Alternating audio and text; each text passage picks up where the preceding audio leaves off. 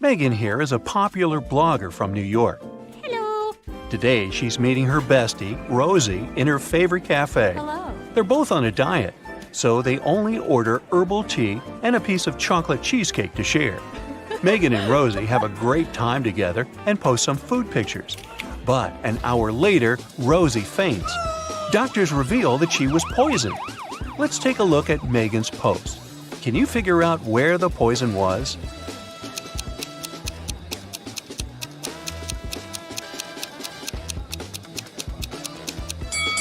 Rosie put sugar in her tea, and Megan didn't, so the poison was in the sugar packet. After taking care of Rosie, Megan's finally headed home.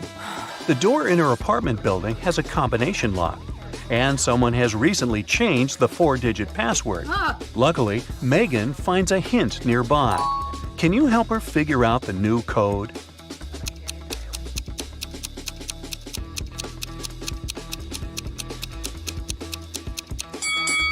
Multiply the first and last number. Then multiply the second and the third number. And the code is 2516. Megan goes up to her apartment. There's a stunning sunset going on out the window. She takes 2 pictures for her Instagram. Can you find 5 differences between them?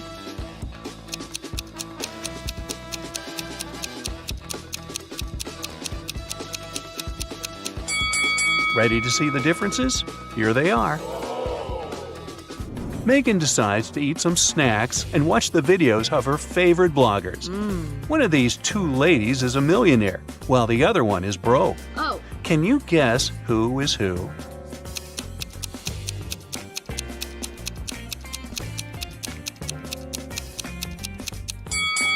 The second lady is broke. Can you see the Eiffel Tower and Big Ben in the background? She can't be in Paris and in London at the same time, can she? So her photo is fake, as well as her fancy lifestyle. Megan gets some cheesy comments from one of her subscribers, What? Evil Eye. But she doesn't take it seriously. She spends a great night with her friends. Late at night, Megan is walking back home alone. Suddenly, Evil Eye appears right in front of her. He grabs Megan and puts her into the trunk of his car. Megan faints. After a while, she wakes up in a basement and sees her fan drawing some sort of a flower on the floor. He says, 2 letters are missing here. Guess which ones and I'll set you free. If you don't, you'll stay here forever. Can you help Megan out?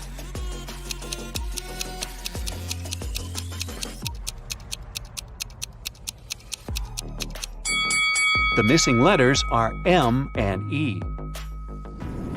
Megan returns home and discovers that someone has stolen her laptop. Well, this just isn't her day, is it? She calls the police and they interrogate 3 neighbors.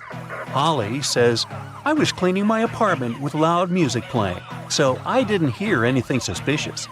Paul said, I was walking my dog for the last 2 hours. We just returned home. Everything looked as usual. And Alex said, I spent the whole day at home. I only went out once, about an hour ago, to take out my trash. I noticed a strange guy in a hoodie at your door, but he left very quickly. Who's lying?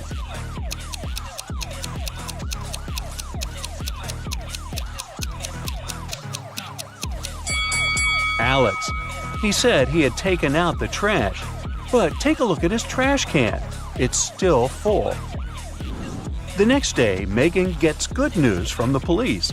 They caught Evil Eye, and he's in jail now. Oh, yes. He insists that the officer should give this note to Megan, but she has no clue what this means.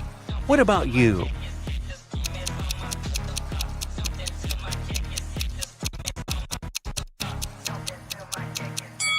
Ready to see the solution? The note literally says, jailbreak at 11 a.m. Yay!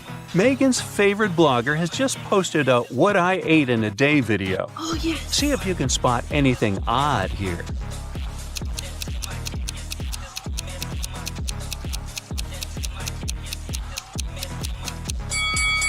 Wow, she keeps a saw in the fridge. Oh, my God. Here's the next video. Can you spot any mistakes?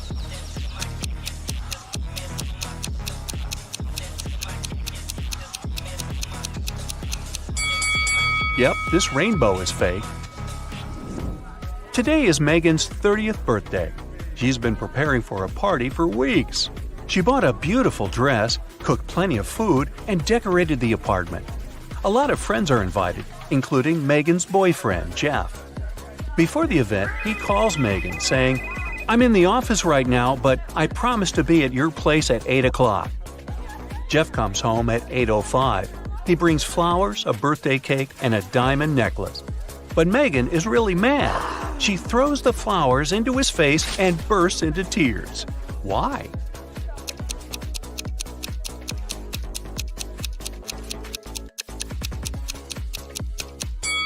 Megan was expecting him to arrive at 8 p.m., but he came at 8 a.m. the next morning.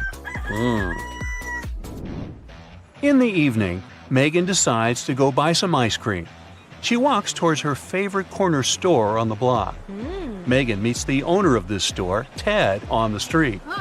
Masked man has just robbed the store and took all the cash.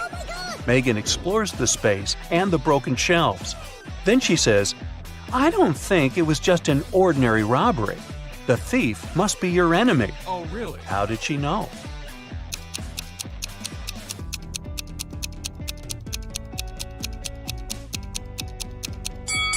Take a closer look at the floor. The salt packages have been torn. Also, the thief opened the bottles so that the oil would leak out on the floor. Why would an ordinary thief waste time opening the bottles? Therefore, they had an intention to cause as much damage as possible. Megan takes Ted out for coffee to cheer him up. The waiter brings them 2 identical servings. Well, almost identical. Can you spot 3 differences between them?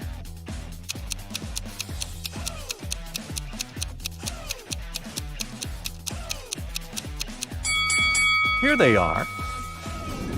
Megan gets an invitation to a fancy party for bloggers. Yes! Only those who can crack this maze will actually find a way in. Can you help Megan reach the party?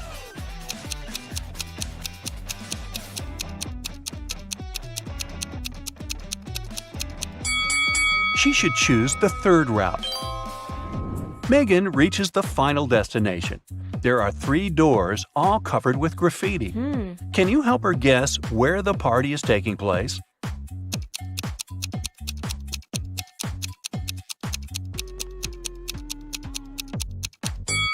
Let's take a closer look at the lettering on the doors. If we replace each letter with the previous one in the alphabet, we'll get party, toilet, and exit. Therefore, Megan should enter the first door. Security guards at the party got a report. Several criminals are planning to get in. That's why they scan everyone's bags very carefully. They find 3 suspicious people and arrest them. But one of them is innocent. Can you guess who?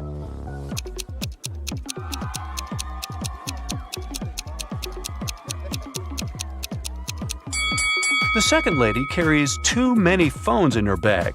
A couple of smartphones and one old-fashioned button phone. As for the third guy, why would a bald man need shampoo at a party? It seems only the first lady isn't a criminal. Megan enters the party and goes to the bathroom to refresh her makeup. There, she meets 3 pretty ladies. 2 of them are vampires. Can you tell who's not?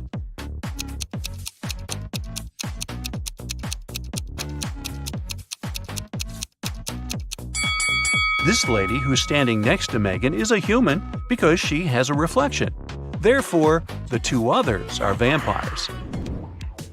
Megan wants to rent a cozy cabin to spend a weekend in the woods. She's looking through a special app and finds 4 available options, but only one of them is safe enough. Can you help Megan make the right decision?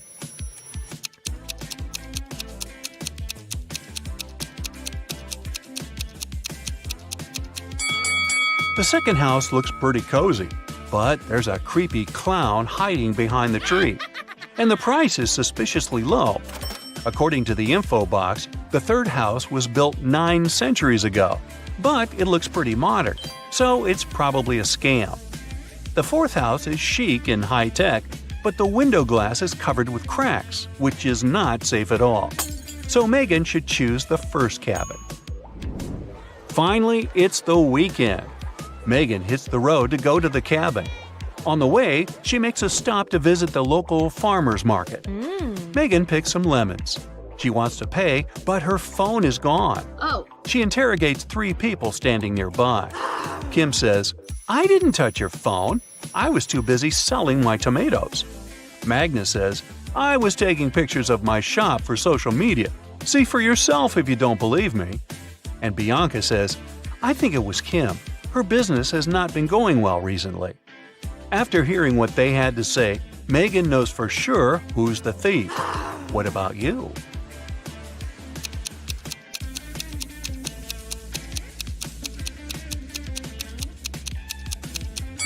Check out Magnus's basket with vegetables. He hid Megan's phone among the carrots. Megan orders a beverage at the local coffee shop and looks around. Hello. One of the customers is not human. Can you figure out who?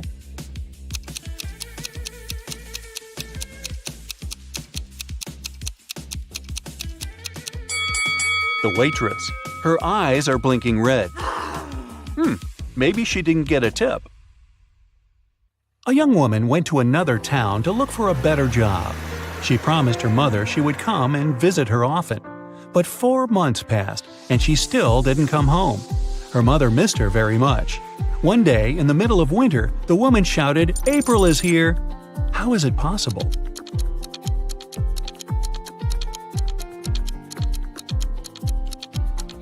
April was her daughter's name. She finally came to visit her family. It's usually under you. Take away its first letter, and it'll be above you. Take away its first 2 letters, and you won't see it. What is it?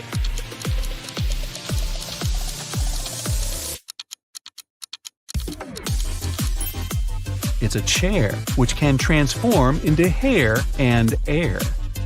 Look at this picture and try to understand what's wrong with it.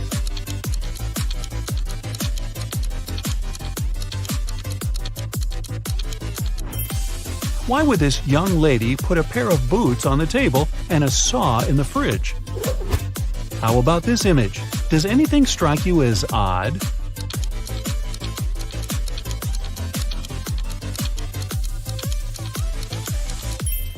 There's a snowman in the oven and a fish in the toaster. Dennis, Maria, and Julie were at a party. They decided to play a game. There were 5 hats, 2 red ones and 3 yellow ones. The friends closed their eyes, took random hats, and put them on their heads. Then they opened their eyes and looked at one another. Each of them had to guess what color the hat on their head was. Dennis and Julie said they didn't know, but Maria exclaimed that she knew the color of her hat. What color was it?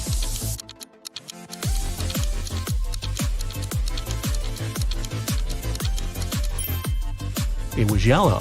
Maria saw that Dennis and Julie were wearing red hats, and she knew there were only 2 of those.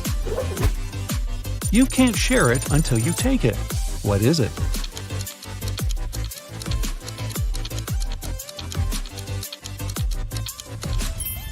It's a photo. You see a combination of letters OTTFFSS. What should be the next 3 letters in the line?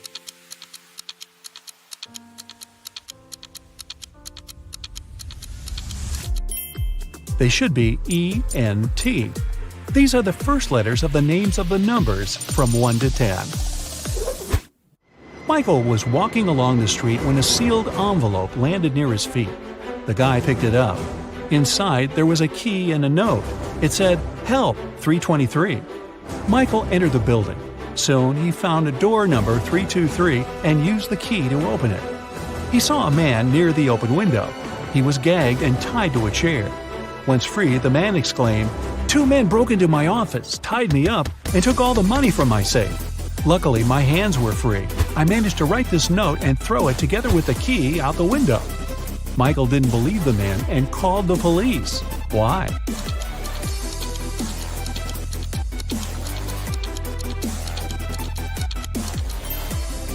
The envelope was sealed. How could the man do it if he was gagged? It can never be thrown, but it can be caught. People are always looking for ways to lose it. What is it?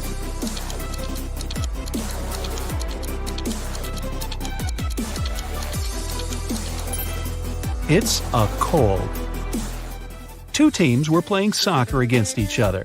Each of the teams scored 2 goals in total. And still, it wasn't a tie. One team won and the other lost. How come?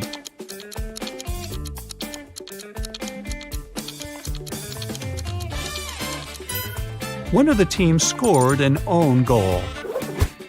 Young but very popular blogger Eric wrote his first book. It was a huge success. The guy was preparing for his first book signing. He was very excited and nervous, so he took a break to steady his nerves in a quiet corner. But even at 6 p.m., when the meeting was supposed to start, Eric was nowhere to be seen. In 10 minutes, a security guard found him lying on the floor in the bathroom. Someone had hit the writer on the head. The police had 3 suspects. Angela, his agent, said she had been solving some urgent organizational issues. Frank, one of the fans, said he had been a great lover of Eric's books for years. He wouldn't do anything to harm the writer. And Patrick, the security guard, said he had been doing his job, keeping the fans away from the entrance. Who hit Eric?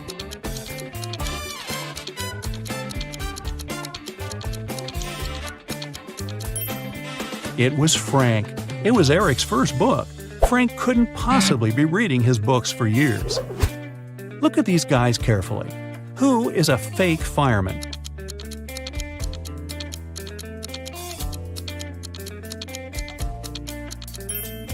It's the guy on the right. He's not wearing a helmet and doesn't have a special bag. Plus, his pants aren't part of the uniform. You have 3 empty cups and 10 sugar cubes. You need to distribute these sugar cubes between the cups so that each of them contains an odd number of cubes.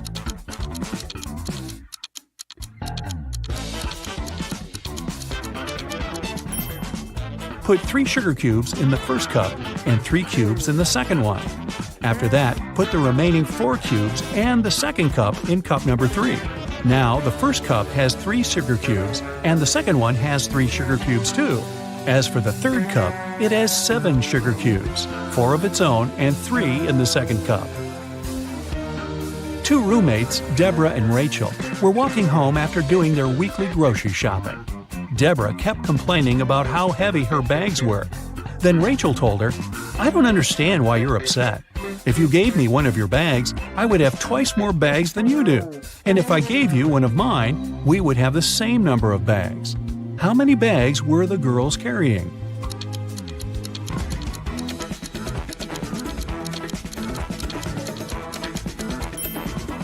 Rachel had 7 bags, while Deborah was only carrying 5 bags.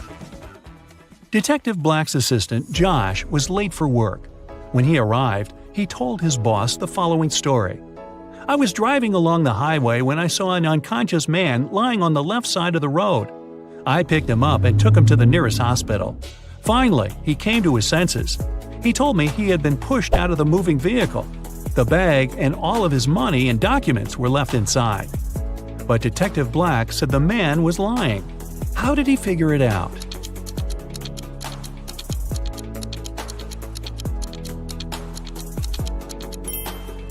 If the man had indeed been pushed out of the car, he would have been lying on the right side of the road, not the left one. Kenneth was starving.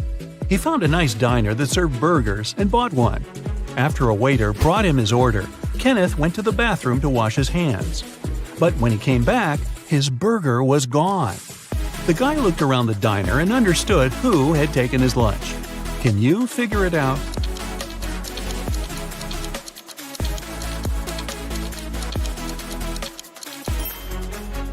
It's the young woman with a dog sitting at her feet and sniffing the air. If she was just drinking coffee, which is what she's pretending to do, the dog wouldn't be so interested in her. Mary was walking through the park when she spotted a hungry dog. The woman decided to share her snack with the animal. Unfortunately, there was a stream between her and the pooch. She squatted down to attract the dog's attention and showed it the food. The animal was next to her in no time. There was no bridge over the stream, and still the dog wasn't wet. How is it possible?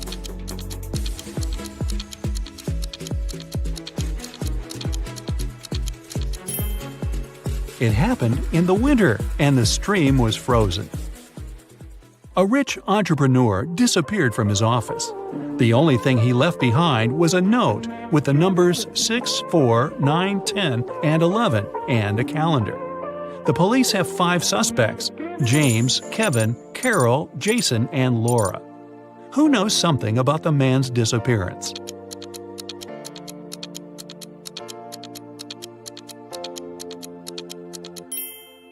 It's Jason. The numbers mean months of the year, and the first numbers of these months make up the culprit's name, Jason. Matthew bought a new smartphone and a phone case. He paid $310. The gadget cost $300 more than the case. How much did Matthew pay for the phone?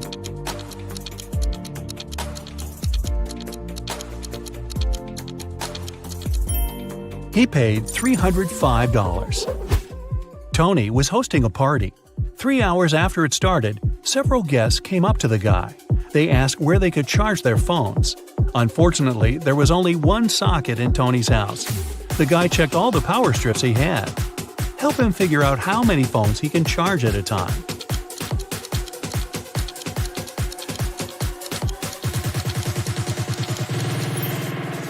Tony can charge 8 phones. Look, one strip has its cord cut. The strip with one socket is literally useless. One of the strips doesn't have a cord whatsoever.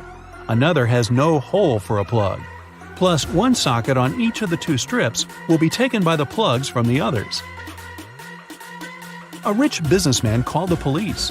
When he arrived at his office in the morning, he remembered he had left a bunch of important documents in his safe at home. He sent his secretary, John, to bring them. But the guy called half an hour later. He said the safe was open. The documents were still inside, but all the money had disappeared. The police examined the businessman's home office. They tried to find some fingerprints. Nothing at all.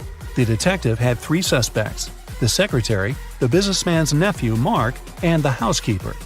The secretary said he had called his boss as soon as he had seen the safe.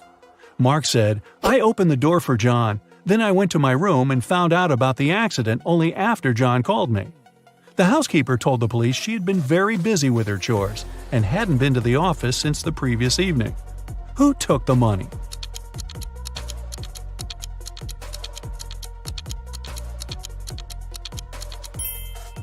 It was the secretary.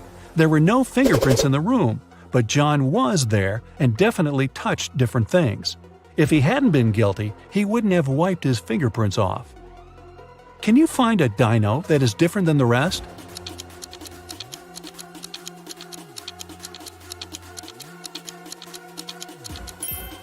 Right, it's this one.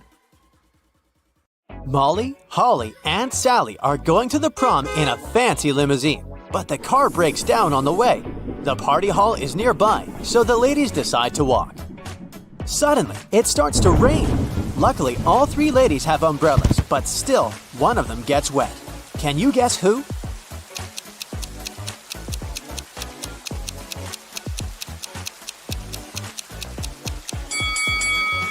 Holly. Her skirt is wider than the diameter of her umbrella.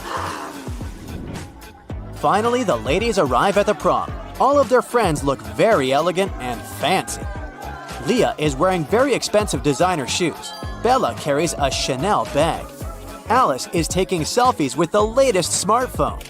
And Kim is showing off a sparkling diamond necklace.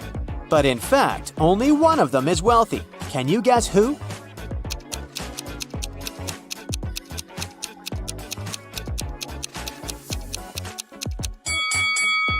Take a closer look at the logo. Bella's Chanel bag is fake. Leah's shoes are way bigger than her feet, so she probably borrowed them from someone else.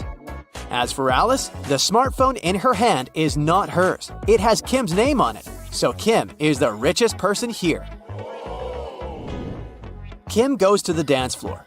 Bobby, Billy, and Kenny invite her to dance, but one of these guys was bitten by a vampire, so he's not safe to dance with. Can you guess who?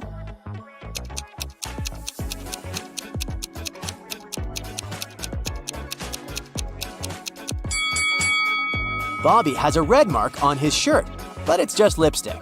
Billy's drinking something red, but it's just a cherry punch. Meanwhile, Kenny doesn't have any shadow, so he's a vampire. Kim goes to the ladies' room, but all 3 stalls are occupied. There's a robot inside one of them. Can you guess where?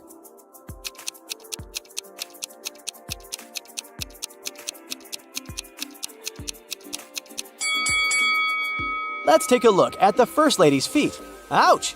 She's rubbed multiple corns with her fancy sandals. She can't be a robot.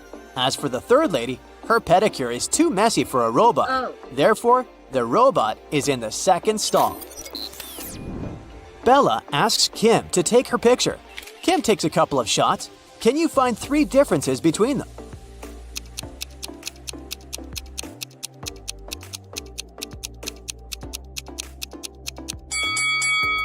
Here they are. Kim goes back to the party and spots a runaway criminal among the guests. Can you see this person too?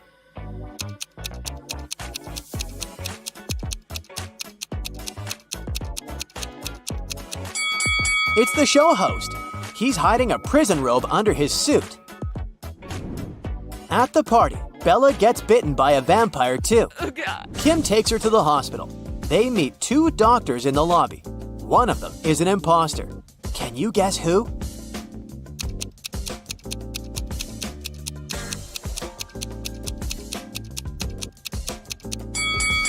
Real doctors wear gloves, and the woman on the right doesn't wear any. Bella gets into a hospital ward with 3 other people. One of them is not sick. Can you guess who?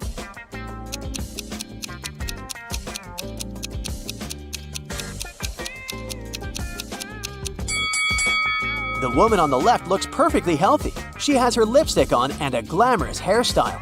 Although her arm is broken, it doesn't mean that she's sick. Kim comes home from a long day. She's very excited to treat herself with a bubble bath. She's been dreaming about it all day. But someone used up all her bubble foam. Kim interrogates her family members. Father says, "I spent all day at the garage repairing my old car, and I haven't visited the bathroom yet." Mother says, "I was feeling sick all day, so I didn't pay any attention to your beauty products." And Kim's brother says, "It wasn't me who took your bubble foam, but I think it was Mom." Who did it?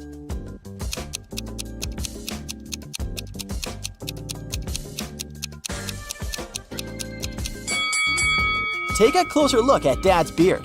There's pieces of foam on it. Busted! The next night, Kim goes to a sleepover with her friends. One of them is a werewolf. Can you guess who?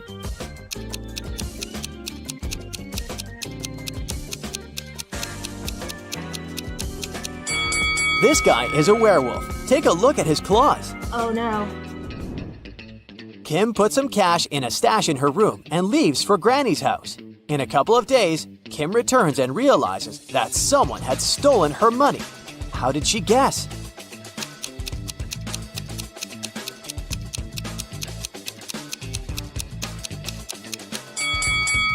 Kim's stash was in this book.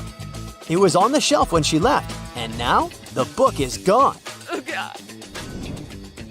Kim runs to the living room and yells at her family. "Who stole my book?" Everyone swears to have nothing to do with the robbery, but Kim spots the thief right away. What about you?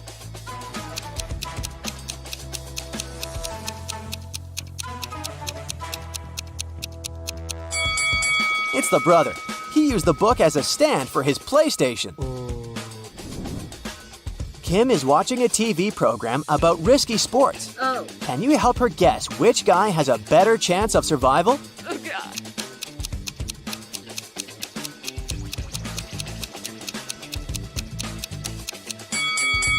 The one who's falling into the snow has a higher chance to survive. Hitting the water can be tough, and he still needs to get out of the ocean. Kim's dad wants to buy a boat. His agent arranges a meeting with 3 people. Each tells a brief story about their boats. Karen says, "My husband gave me this boat 5 years ago as a wedding gift. That's why it has my name. But now I want to sell it because we don't use it." Charles says, "I inherited this boat from my father. It works very well, but I don't need it because I'm moving abroad. And Liam says, I built this boat on my own, but now I'm building a bigger one, so I'd like to sell it to get some cash. One of the sellers is lying. Can you spot who?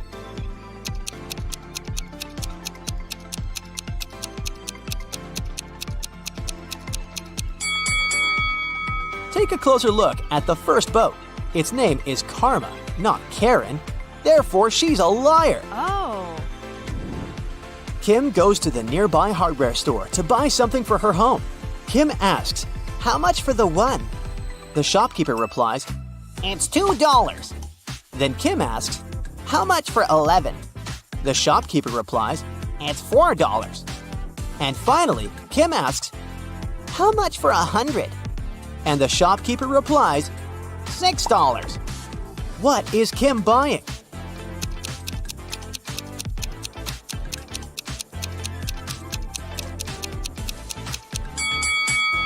She's buying a house number. Each digit costs $2. Kim's cat, Fluffy, ran away. She's been looking for him in a forest all evening. Finally, she gets tired and heads home. But suddenly, she sees a witch's house on the way. Kim enters and faces the witch. Fluffy is sitting on her lap. The witch says, I'll release your cat if you crack my riddle. I have two besties who are identical twins. Emma was born in 2003 and Gemma in 2004. how is it possible?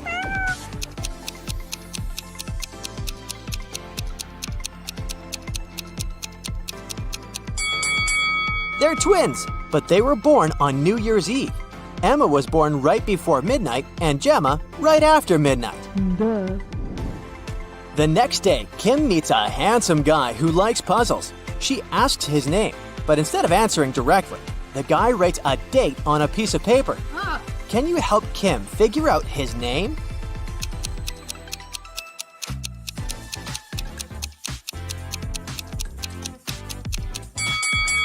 Each number implies a particular letter of the alphabet. The guy's name is Theo. Theo invites Kim to an art exhibition. Take a look at these squares. Which one is bigger, yellow or green?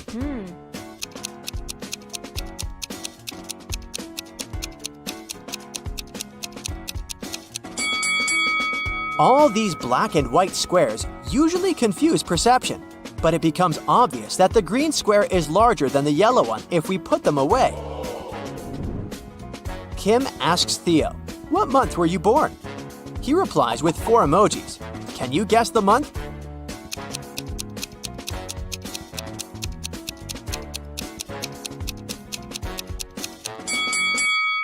Jack-o'-lantern stands for J. The next emoji implies U. Nut stands for N, and eggplant stands for E. Theo was born in June. Kim and Theo go for a walk in an abandoned village. They see a sign leading to a famous haunted castle. There are 4 possible routes, but only one of them will actually lead them to the castle. Can you figure out the correct way?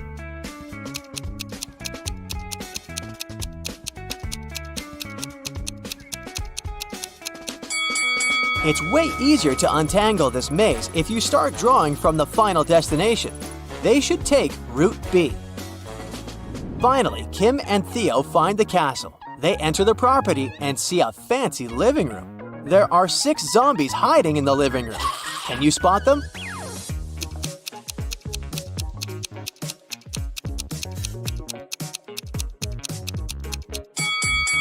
Hello!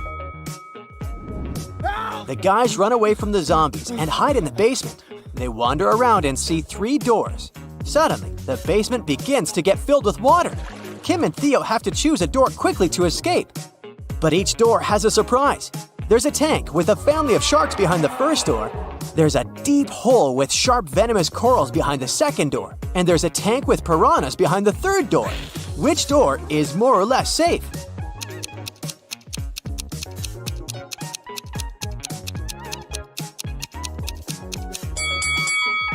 The second door. The basement is full of water, so they can swim over the corals.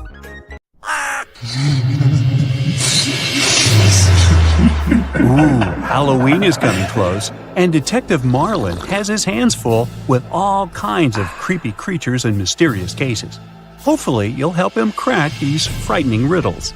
Yeah. A scared store owner called Detective Marlin. He said there was a vampire in his store. When the detective arrived, he didn't see the store owner, but there were 3 other people inside. Look at them attentively and help the detective figure out which one is a vampire.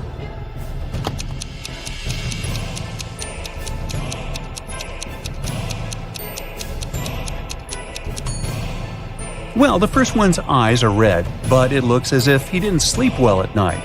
The second one is freezing. All parts of his body are covered with some pieces of clothing.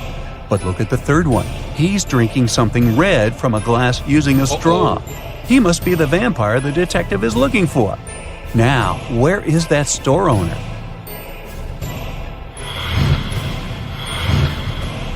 Look at this family very attentively. Detective Marlin was invited to their house to figure out in the body of which family member a ghost is hiding. Soon he found the answer. How about you?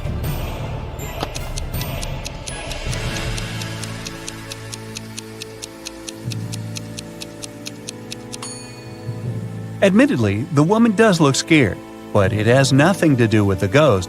She just choked on some food. The man is wearing dark glasses, even though he's indoors. But he's blind. Do you see that white cane the blind use next to him? That's why he's got glasses. The granny is the one you need. There's a trace of ectoplasm that goes through the whole room toward her.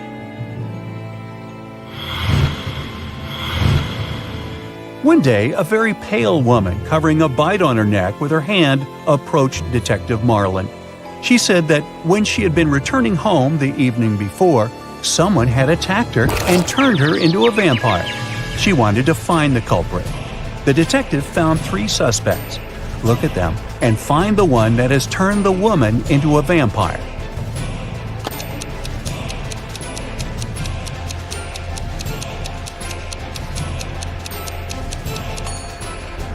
This man is quite old and has no teeth, so he can't be a vampire. This woman has tan marks, but vampires can't sunbathe. So the man wearing a hat and gloves must have turned her into a vampire.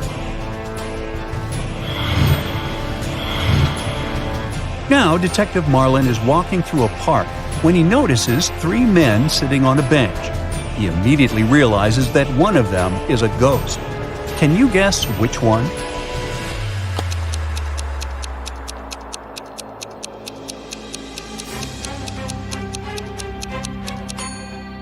The first man has a pale complexion.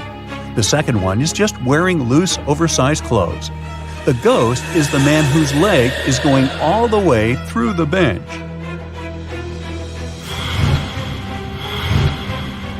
Two husbands suspect their wives were werewolves. They invited Detective Marlin to find out the truth. The detective examined the women's bedrooms and realized that only one of them was a monster. Which one?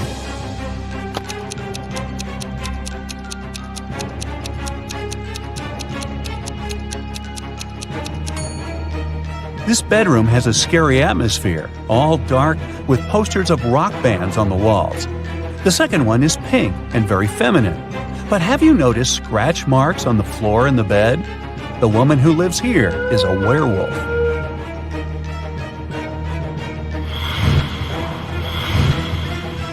Detective Marlin's next case is no less tricky. A priceless mirror, 6 feet tall, with a beautiful silver frame, was stolen from a legendary haunted house. The main 3 suspects are the Halloween monsters last seen in the house, a witch, a vampire, and a werewolf. Can you help the detective figure out the culprit?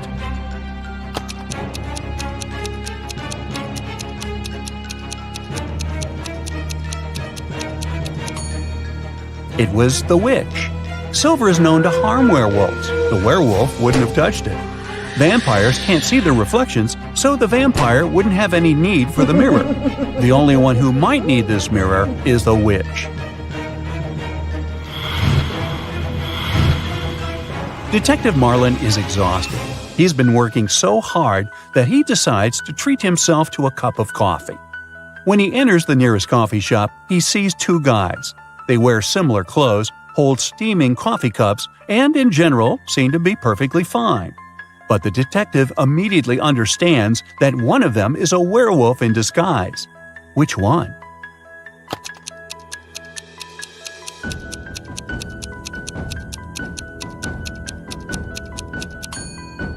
Look at the guy on the right.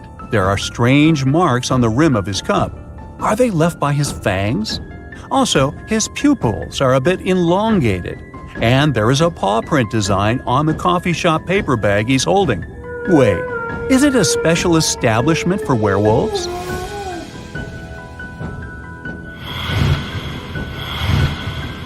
Detective Marlin suspects that one of his old friends is immortal.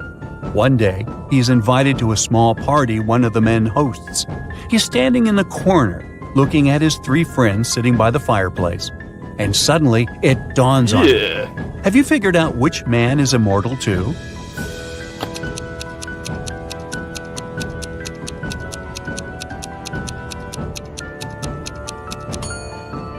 The man on the left looks very old-fashioned. The one in the middle is reading a book in Latin. And only the man on the right seems to be very young. But look at that picture on the fireplace. It must have been taken on the day when the Eiffel Tower was opened. But the man is there too, and he hasn't aged a day since then.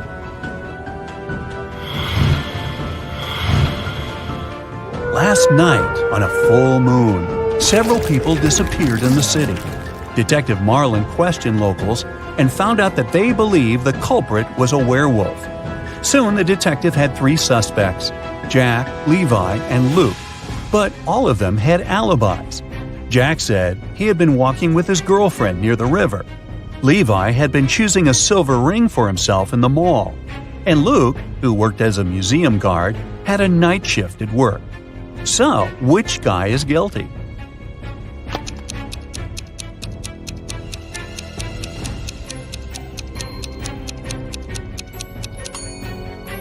Jack was walking under the light of a full moon and didn't turn into a werewolf. Levi wasn't afraid to put on silver rings, even though this metal harms werewolves. It means that the werewolf and potential culprit is most likely Luke.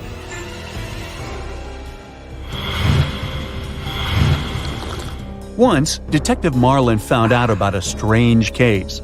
A man who was visiting the city heard about a cursed house. A vampire and a beauty were said to live there. And since the rumor had it that the beauty was held in the house against her will, the traveler decided to help the girl. But when he was talking to her, she suddenly shouted, "The vampire is returning! We have to hide in the basement and lock the door!" And so they did. But in the morning, the man still found himself turned into a vampire. How is it possible?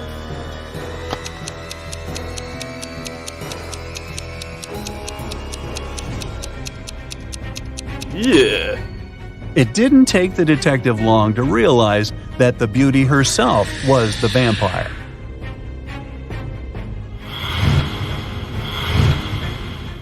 Detective Marlin's wife was decorating their house for Halloween. She sent her husband a message asking him to buy something with a leg, an arm, and a head, but without flesh or eyeballs. At first the man was confused, but soon he realized what his wife wanted. Have you figured it out too?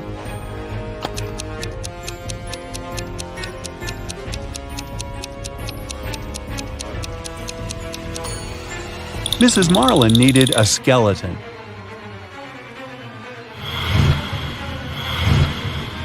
The next day, the detective got a new message from his wife. This time, he needed to get something wrapped, but not a gift.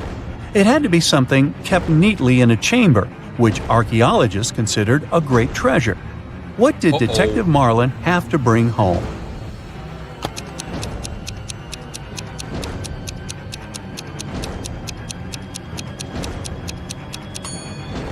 Mrs. Marlin wanted to use a mummy to decorate the house. A zombie, a mummy, and a ghost bought a house. It has lots of different rooms, but there's one room you will never find there. What is this room?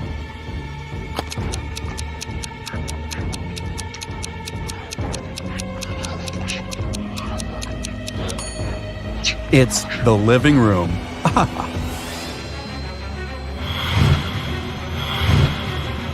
Look at these two ladies. Which one seems suspicious?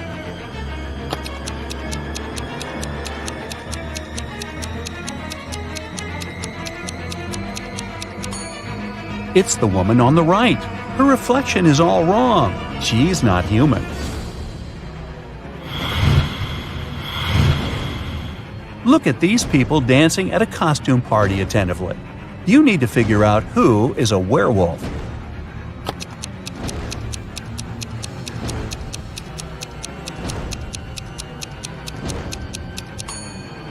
It's that guy in the corner.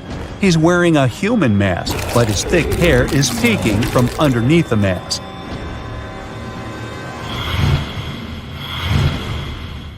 Some people believe in me and others don't. At night, I roam around, and sometimes I float. If you hear a troubled noise coming from the ground, go run and hide from my creepy sound. What am I?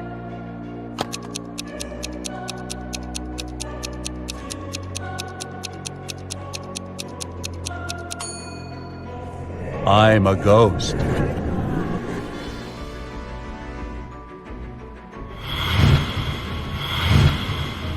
Some people fear me. The more of me you have, the less you see. What am I?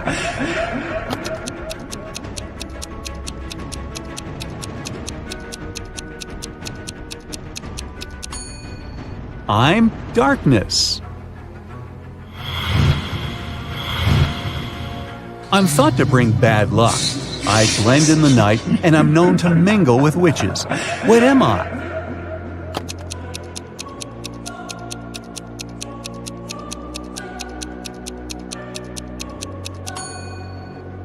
I'm a black cat. Meow.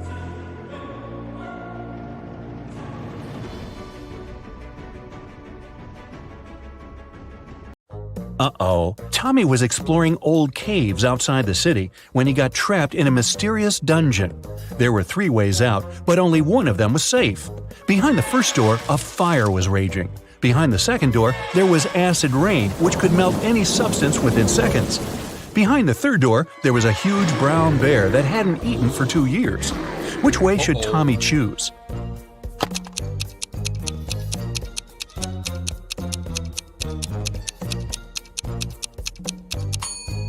Tommy should choose the third way. No animal can go for 2 years without food and survive. Barely. It was a stormy day, and it had been raining for several hours straight. A car accident happened in a tunnel. The yellow car crashed into the red one. The driver of the yellow car said it had been raining so heavily he hadn't seen anything, so the accident wasn't totally his fault.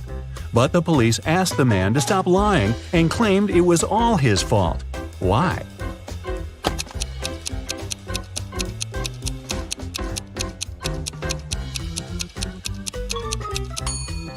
The accident happened in the tunnel. It couldn't be raining there. Mrs. McAdams, who was having a day off with her friends, came back home in the middle of the day to change her clothes. There, she found out that her daughter, Eveline, who she'd grounded, wasn't at home. Mrs. McAdams got angry and texted Eveline, asking where she was. Eveline texted her back, saying she was at school. The girl even attached a picture of the classroom. Mrs. McAdams didn't believe her daughter and told her to come home immediately. How did she understand Eveline wasn't at school?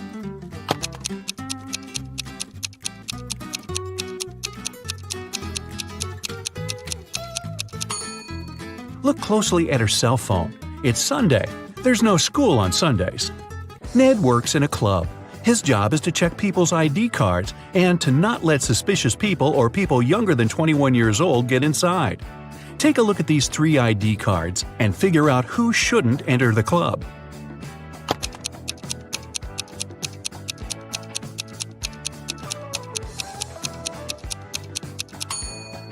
The first person is already 21, and nothing else looks suspicious in his ID. The second girl seems alright too. It's written that Brielle was born on September 31st.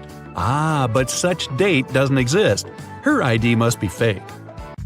Mrs. Cabell is the owner of a small company producing expensive designer cups. On Friday, when the working week was finally over, she got a call from her bank. The woman found out that someone had stolen all the money she had saved. Mrs. Cabell realized it must have been one of her workers, so she asked each of them what they had been doing that day. Sloan, a sales manager, said she had been talking to their clients and looking for new ones. Atticus, a potter, said he always made 1 cup a day, and he showed all the cups he had done that week. Sierra, a designer, said she had been working, but she also admitted she hadn't been really productive that day because of some family issues. Who lied?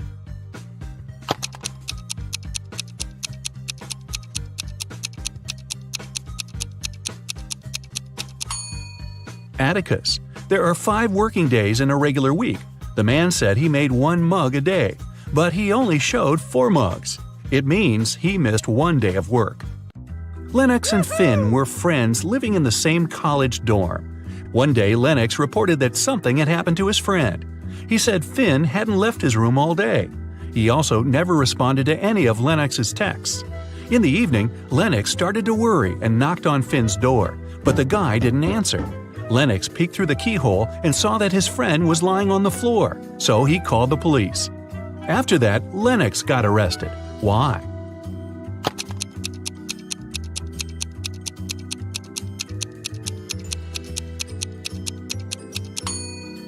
Lennox has a bandage on his right eye, but the keyhole is located in such a way that it's only possible to look inside with the right eye. It means the guy couldn't do it. He simply knew what had happened. Esme was having a walk in the forest and got lost. For about the 20th time. Hey, don't ask. Anyway, she found the witch's house, walked in, said hi, petted the cat, and asked the witch to show her the way home. But the witch had a problem. She was learning a new spell and accidentally did something strange to her chairs. On the bright side, she now had a riddle for Esme to solve. The witch had 20 chairs. Now, some of the chairs only had 2 legs, and half of the rest had no legs at all. How many legs did all these 20 chairs have in total?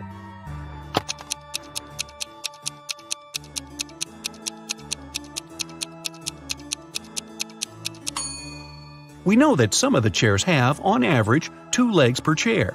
The rest of them have either 4 legs or no legs at all. And since half of the rest have no legs and the other half have 4, together they have 2 legs per chair. So there are exactly 40 legs. Mr. Tucker was a businessman.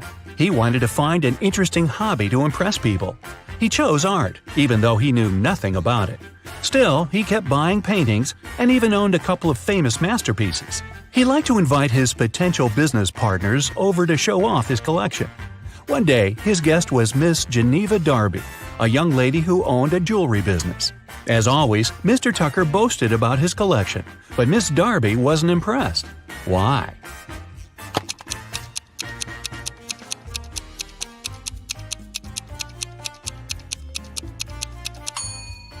Look closer at this supposedly 16th century painting.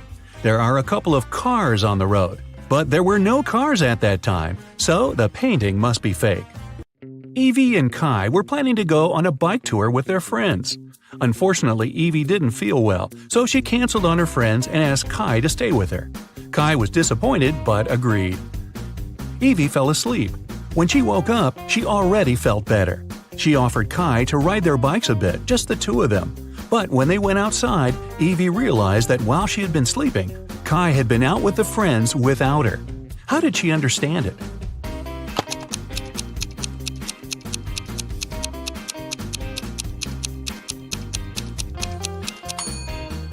Look, Evie's bike is all wet.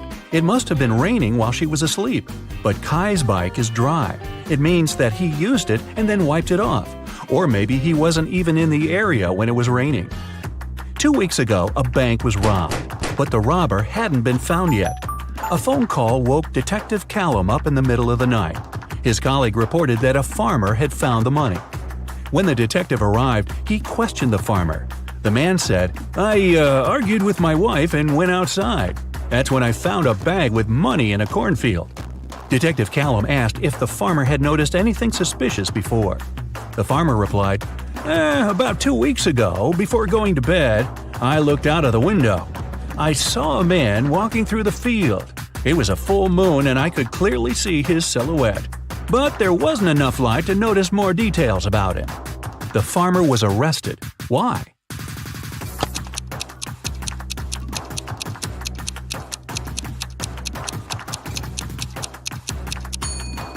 The farmer said it had been a full moon 2 weeks before, but it's impossible. As you see, it's a full moon now. The farmer is lying. But why? Ashley was hurrying to an unplanned business meeting. She asked her boyfriend, Dean, to walk the dog. Dean agreed. But then his friend called and invited him to play a new video game. So the guy decided to skip walking the dog that day and joined his friends. He and Ashley met right outside the house when they both were going back home. Ashley asked what Dean had been doing. The guy said, "I walked the dog and then went to play video games with my friends." Ashley immediately understood he was lying. How did she figure it out?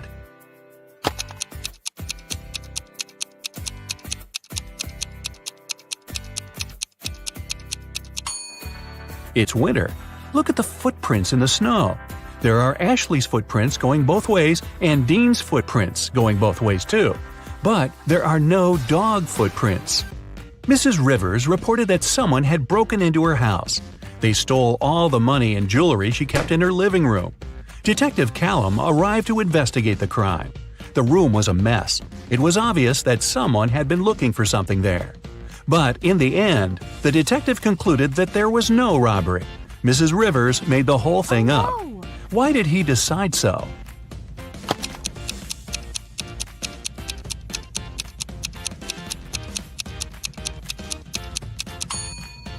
Look at this very expensive and fragile tea set lying on the floor. If a criminal had really been there, he wouldn't have cared about the set. It would be smashed after falling down. It seems that when Mrs. Rivers was staging a robbery, she didn't feel like breaking her expensive tea set. Viviana and Malcolm were working outside. Malcolm was repairing the roof, and Viviana was working in the garden. Suddenly, a hammer fell from the roof and hit Viviana on the head. She was taken to a hospital, and the police came to figure out what had happened. When Malcolm told them everything, the police arrested him for staging an accident. Why didn't they believe the guy?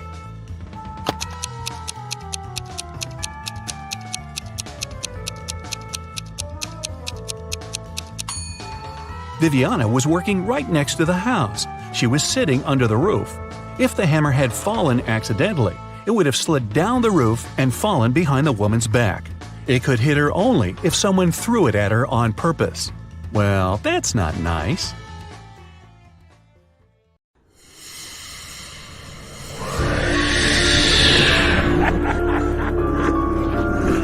You wake up in a dark, cold dungeon. You don't remember how you got here, and you don't know what's going on. You rub your head because it hurts. Your ears are ringing. Hey, calm down and focus. Creepy puzzles are waiting for you, and at the end of the video, you'll see how good at them you are. You see several strange symbols scratched on a brick wall. It's 4 vertical stripes, 3 stripes below, and a check mark even lower. Next, you come to a grid. A huge rusty lock is hanging on it. There's no key. Look around and try to figure out how you can get out.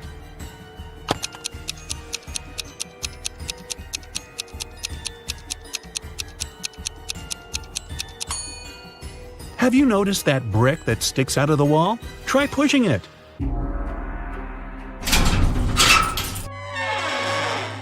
Ha! It worked! A secret door opens and you make your way outside. You go down the stairs and see a large hall. Several torches light up, and you spot 4 huge mirrors. They reflect Frankenstein, a skeleton, a zombie, and a vampire. One of these creatures is a human being. Can you guess who it is?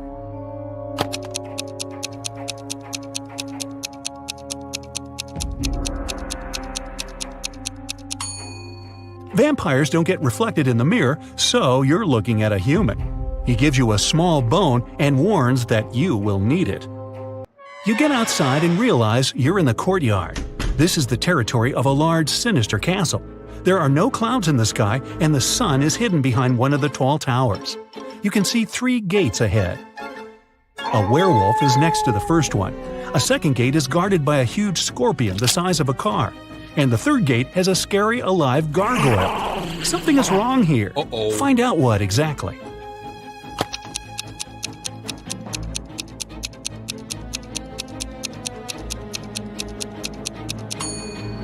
The sun is shining brightly, so there's no full moon. So what's a werewolf doing here? It's just a human in a costume. The werewolf opens the gate and you go through. You're back in the castle and step into a small room. There are cobwebs everywhere and a lot of garbage on the floor.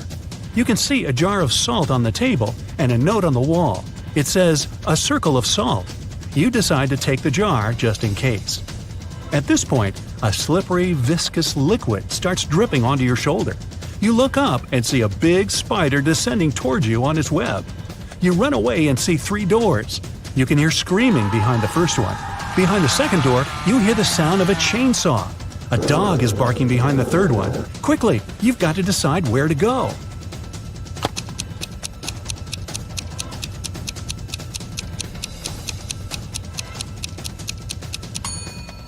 Run to the third door. Yeah, you'll meet an angry dog, but you have a bone. You throw it, and the dog immediately feels better. It nibbles on its trophy and forgets all about you. On the floor, you can see human footprints that lead to the next door. You push the handle down. It's locked. Look around the room and find the key.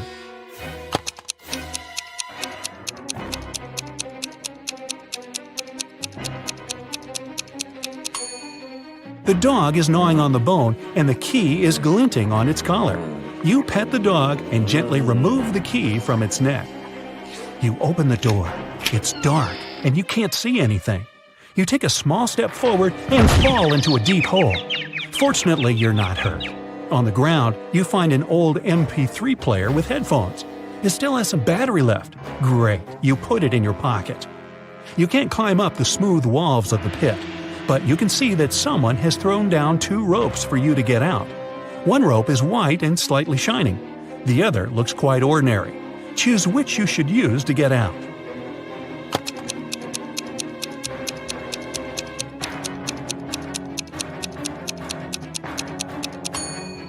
The white rope is a spider web.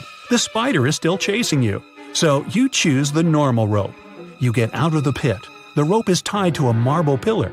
You untie it and put it in your pocket. You slowly walk down a dark corridor and hear a growl behind you. It's a werewolf. The full moon is out. You run out of the corridor and find yourself in the street. There are 3 paths ahead of you. The first road is covered with lava. The second one is swarming with snakes. And the third road leads to a poisonous lake. Hurry up, the werewolf is coming.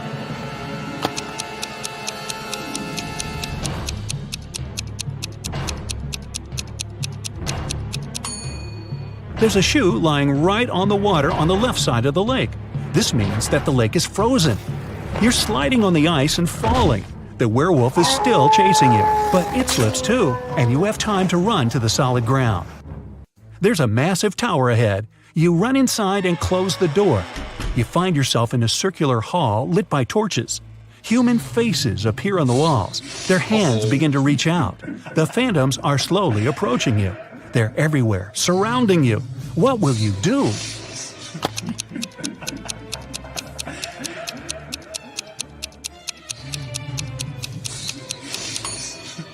Remember that jar of salt and the note saying, "A circle of salt"?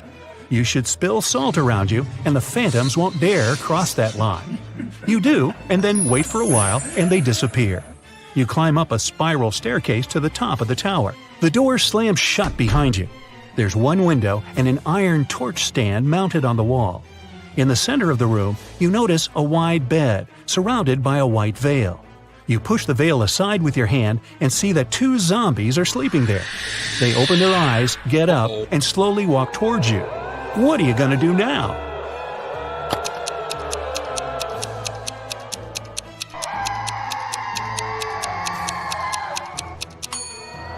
Use the rope you found before. Tie it to the torch stand and go down through the window. Great. The zombies are too stupid to pull the rope back. You're on the ground and see a car. At this moment, the werewolf breaks out of the castle. You get into the vehicle and lock the door. The werewolf hits the window with its paws. You can't find the key. It's probably in the glove compartment, but it has a 3-digit combination lock. Recall the beginning of your adventure and try to guess the code. Hurry up before the werewolf breaks the glass.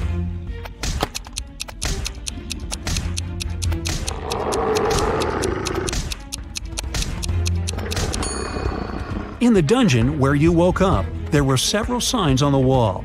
4 vertical stripes, 3 stripes below them, and a check mark even lower.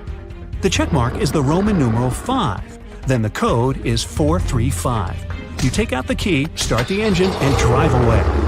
You leave the castle but realize the car's brakes don't work. There are 3 roads ahead. A brick wall is at the end of the first one. The second road leads to a burning forest. And the third road ends on a high hill with a cliff. What path will you choose? There's almost no time. You're driving too fast.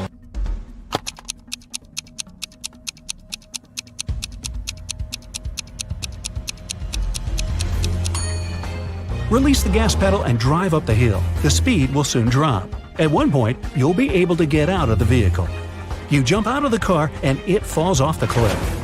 You go around the hill and get into a swamp. You make your way through the marsh and see 3 women in front of you. Which one is a mermaid?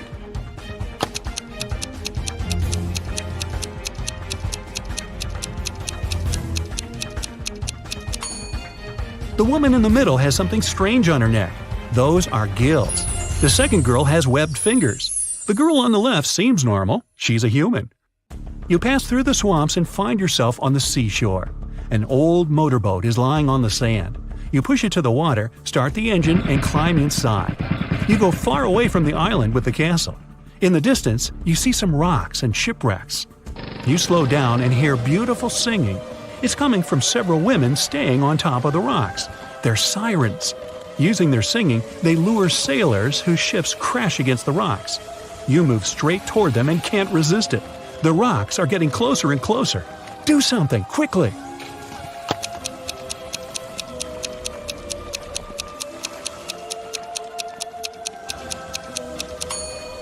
You still have your MP3 player you found in the pit. You put on the headphones, turn on the music, and go away. The engine stalls. Far ahead, you can see an outline of another island. You grab an oar and start rowing. A few hours pass, you're hungry and thirsty. There are fish swimming in the water, and you find a can of worms in the boat. But how can you catch them without a fishing rod?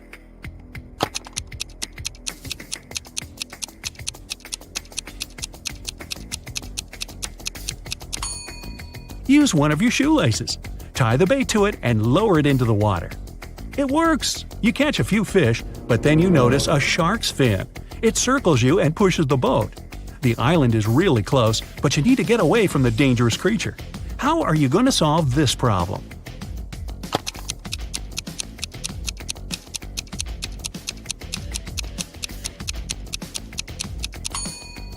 Throw the fish you've caught as far as possible. This will distract the shark and give you some time to get to the shore. Whew, done. But unfortunately, you've given your lunch away to the sea hunter.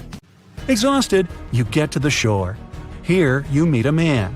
It says it was him who left you the MP3 player and the rope. He also wrote the code on the wall of the dungeon. Without a word, you kick him in the shins and he hobbles off. No, you don't, but I sure would. Anyway, you're glad that everything is over and just lie down on the sand. But the man tells you it's not the time to relax. Other tough tests are waiting for you. You hear bizarre sounds coming from the jungle.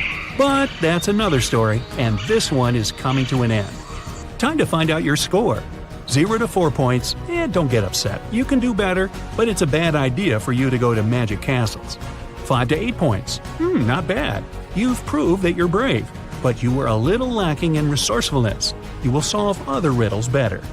9 to 12 points, almost perfect. You've passed the test and proved that you can get out of any dangerous situation alive. 13 to 15 points. It's not you who should run away from the monsters. They should be wary of you. Any mystical castle can become your home. Wendy is an art teacher. This morning, someone pranked her by putting glue on her coffee mug. She questioned 3 suspects. Blair says, I didn't do it. I was too busy painting these beautiful flowers. Jason says, I overslept and came to the studio later than you. And Zara says, Why would I do that? You're my favorite teacher. Who did it?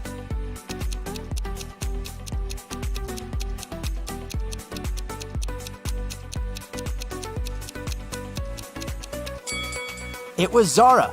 There's a glue pen in her pocket. Wendy gives her students a task and leaves the studio. After a while, she returns and sees this painting. She says, "Wow, who painted this masterpiece?" 3 students claim to be the author of the painting. Can you guess who tells the truth?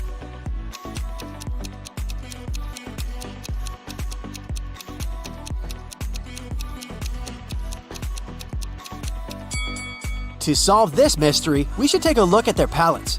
Only this student has all colors that match the painting. Wendy goes outdoors to buy some food for lunch. Suddenly, she sees a cyclist lying on the ground. Can you guess what happened here?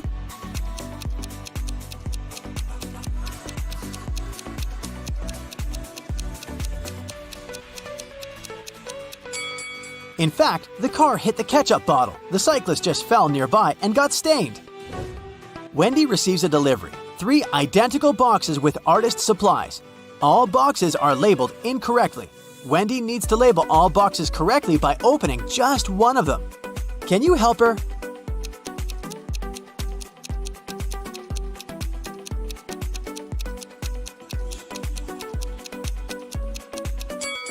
Since all 3 boxes contain the wrong items, Wendy should open the 3rd box. If it contains watercolor, the first box will definitely have brushes, and the second box, watercolors and brushes. And if she finds brushes in the 3rd box, the first one will contain both watercolors and brushes, while the second one, watercolors only. The delivery guy walks outside and yells, "Hey, call the police! Someone stole my car!" The police begin an investigation and find these 3 suspects. One of them is a thief. Can you guess who?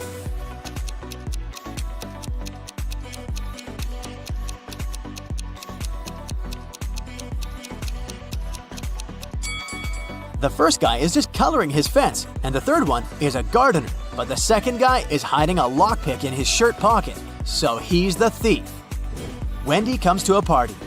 3 guys invite her to dance, but one of them is a werewolf. Can you guess who?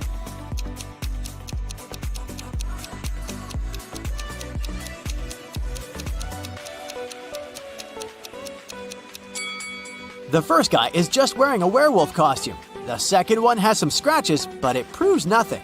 But the 3rd one has a real wolf tail. After the party, Wendy wakes up in a cell made of ice. She only has a pickaxe in her hand. Meanwhile, her best friend Zach is locked in a similar cell with a drill. Can you predict who will escape?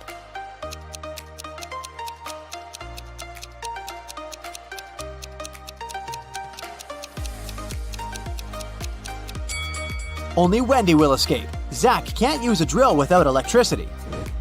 The next day, Wendy arrives at the art studio. She leaves her takeaway coffee at the desk and goes to the toilet. Wendy returns and finds out that someone had drunk her beverage. She checks the cup surface for fingerprints, but she only finds her own traces. Wendy questions 3 suspects among students. Blair says, "Sorry, I've been washing my brushes in the sink. I didn't look at your desk." Jason says, "Sorry, I don't like coffee, and besides, I've been streaming stories for my followers." And Robin says, "I was changing in the dressing room to be a model for portrait class." Can you spot the thief?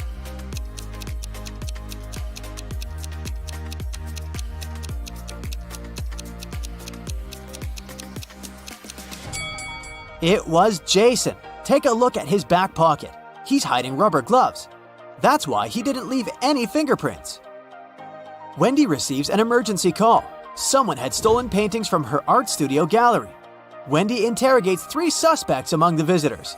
Sarah says, "I came here to buy some of your paintings, but when I entered the gallery, the walls were empty." Jill says, "I went blind 7 years ago, so I didn't see anything. I only visit this gallery to use your toilet." And Robert says, "Why would I rob this place? I'm the major investor." Who's lying?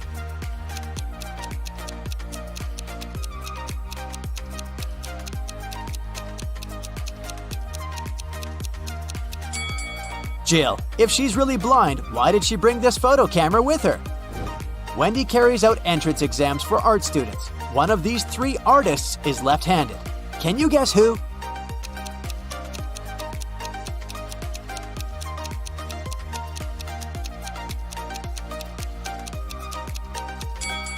It's the third guy. It's easier for lefties to hold a palette in their right hand and paint with their left. This way, his left hand works and the right one stays static. During exams, one guy named Bobby gets very sick and faints. Wendy calls the ambulance and takes him to the hospital.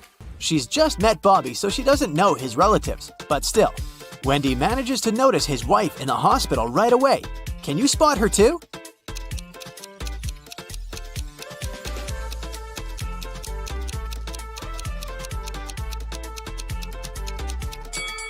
It's the first lady. They have identical tattoos, and the third lady has a similar mole on her cheek, so she's probably Bobby's sister.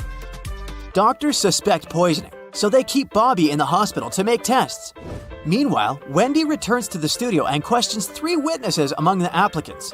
Sheila says, "Bobby didn't look healthy in the first place. I don't blame him. Everyone was stressed out during exams." Sam says, "I have no idea who poisoned him, but this person is heartless."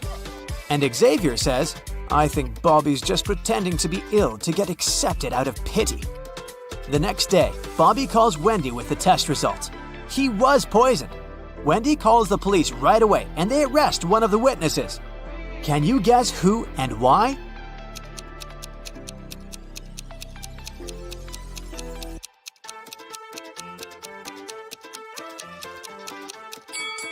Sam. He knew about the poison before the test results were ready.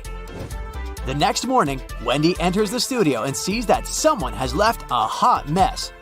Canvases are torn and paints are spilled all over the floor. Can you count all the brushes in this room?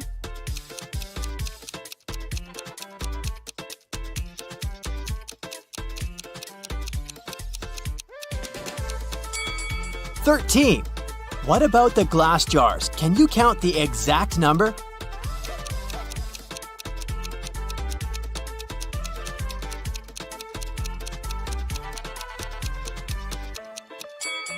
There are 8 glass jars in this studio, including this broken one.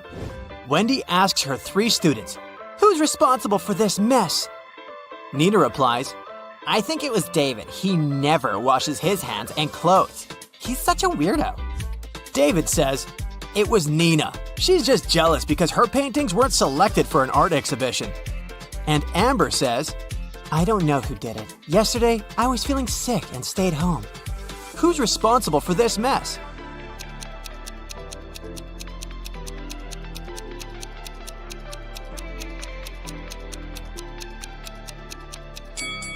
Take a look at the canvas frames. They're all signed. The only canvas that wasn't torn has David's name on it. Therefore, he ruined the studio and his rival's works. Wendy asks her students to the park for an en plein air class. Can you see any weird details in this area?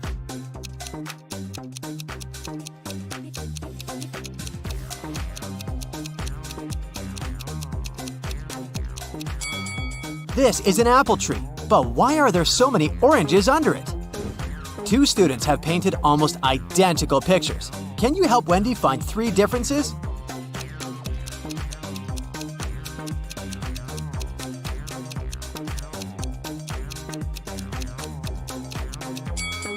Here they are. What about these portraits? Can you spot 3 differences?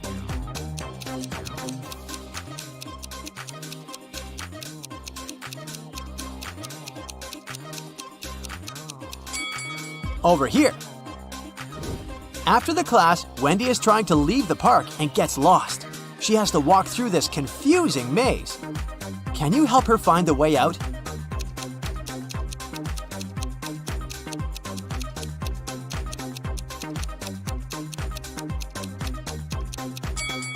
Only the first path is correct. On the way home, Wendy enters a supermarket. Can you count the number of cacti?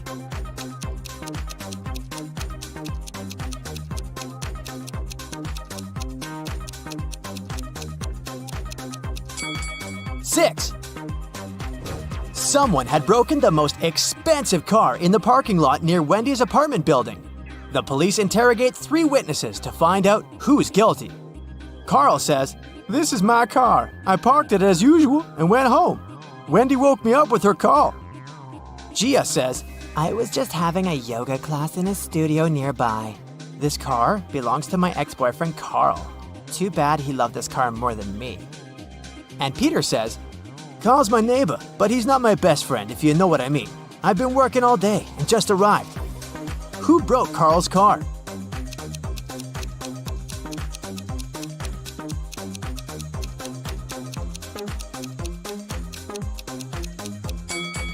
It was Gia. She's hiding a baseball bat inside her yoga mat.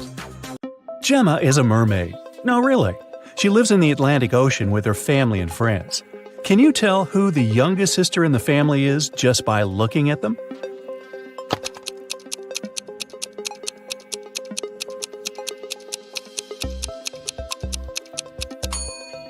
Take a look at the granny mermaid. She has plenty of starfish on her tail. It's a hint. Each star symbolizes 1 year of life. That means that the second mermaid is the youngest. Her tail is decorated with 15 starfish, which means she's 15. And 2 other sisters are 18 and 22 years old, respectively. Now one day, Gemma went to a mermaid party, but one of the guests was not a real mermaid. Can you tell who it was?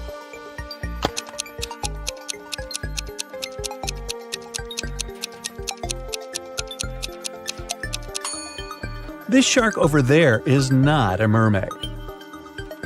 Gemma's mother, Fiona, owns a cute one-story jewelry store for mermaids. She came to her store early in the morning and found out that the most expensive necklace had been stolen. She called the underwater police. Detective Fisher arrived and questioned Fiona. "I closed the store at 10 p.m. and went home. The pearl necklace was still right there." Detective Fisher identified 3 suspects. The owner of the store next door said, "I closed my door at 8 p.m. and went home right after that." The guard said, "I was on duty last night. Perhaps the thief snuck into the store when I was patrolling another floor." And the cleaning lady said that she'd finished cleaning at 4 p.m. Then she rushed home because her husband was having a birthday party. So, who's lying?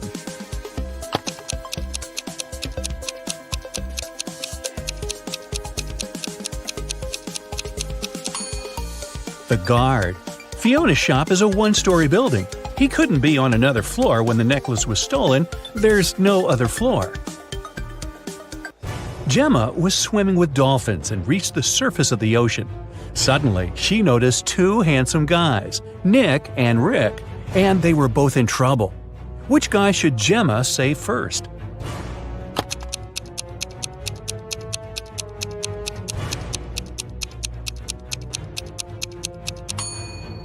Rick. Although this wooden boat is a bit flooded with water, it's still okay, and Nick can scoop the water out. But this inflatable boat is damaged. Rick will soon find himself in the water, and a shark is nearby. Gemma saved both guys and brought them to the shore. Nick grabbed his phone and took her picture without permission. Gemma asked him to delete the photo because merfolk didn't want people to know about them. Nick said, "Okay, I'll delete the evidence. But first, you gotta crack my riddle. Salty water everywhere, but not sea in sight. What am I talking about? Can you help Gemma?"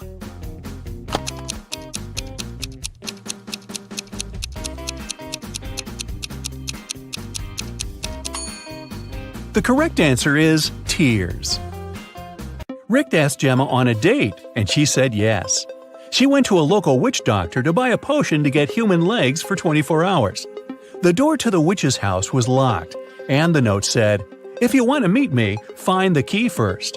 Can you help Gemma find the key?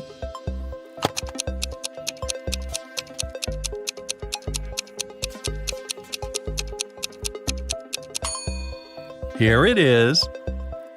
Gemma opened the door with the key and found another door that required a password. There was a note on the door. What has 88 keys but cannot open a single door? Can you help Gemma crack the code?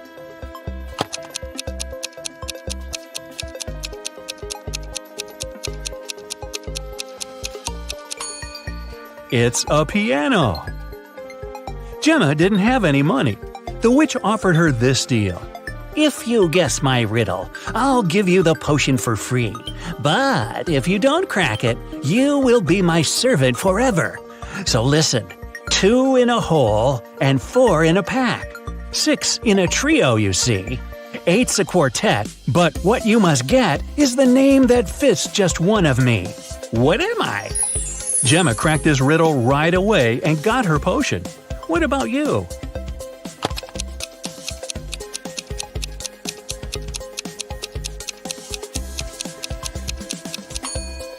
The correct answer is half. Gemma got the potion, drank it, and turned into a human. There were 3 routes she could take to get to the meeting point. The first path led through a village inhabited by vampires. The second path is full of toxic flowers that could make her lose her mind. And the third path went through an enchanted forest that blocked all magic and canceled all previous spells. Which way should Gemma choose?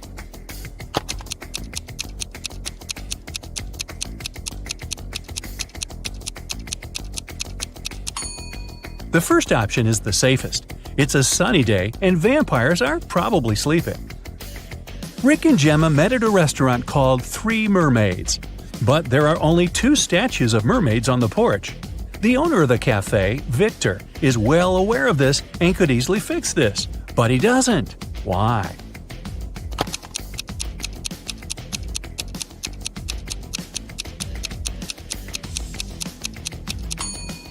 This is his business strategy.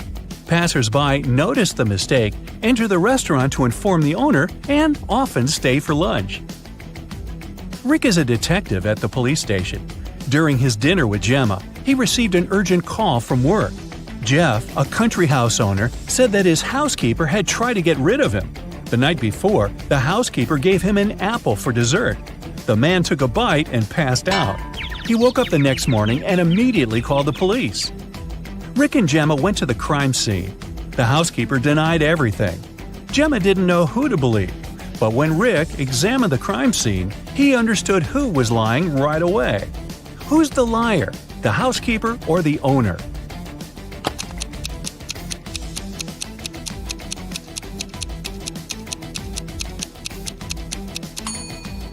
The owner said he'd eaten a poison apple.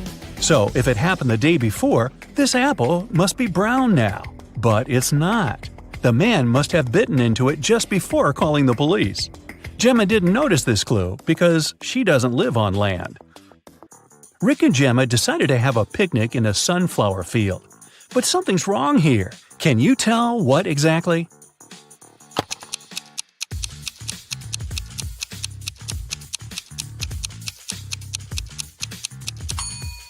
The wind is blowing the clouds to the right, but the sunflowers are swinging to the left.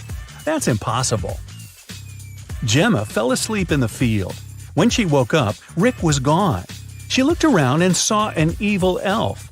He said, "I have put your boyfriend in jail, mermaid. If you want to see him again, solve my puzzle. I can be red, blue, purple, and green. No one can reach me, not even the queen. What am I?" Can you help Gemma save Rick?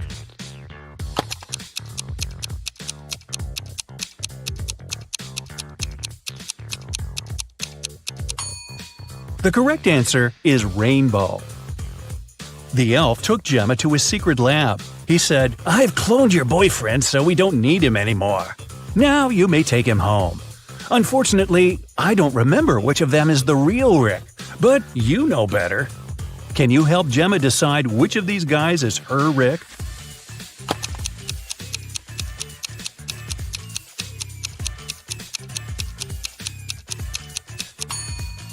This guy has 3 fingers. This Rick's teeth are too sharp for a human. This Rick lacks eyebrows, and this one has pointed ears. So this one is the only real human. The elf returned Rick to Gemma. The guys rushed away from his lab. It began to rain, and they decided to hide in an old, creepy castle. When they entered the building, they saw a beautiful fountain. That's when Rick and Gemma realized that they were not alone. There were many ghosts in this castle. Can you figure out the exact number?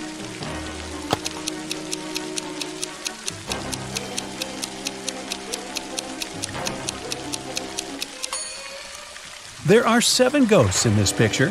One of the ghosts is hiding inside the fountain. And the guy over there is not a ghost. He has feet and he's sweating. He's the owner of the castle. The owner showed Rick and Gemma his art collection. It contained an ancient and expensive item he was very proud of. "This is a picture created by a 16th century artist. I got it from my father, and he got it from his father too, and so on." But Rick didn't believe that the painting was original and called the castle owner a liar. Why?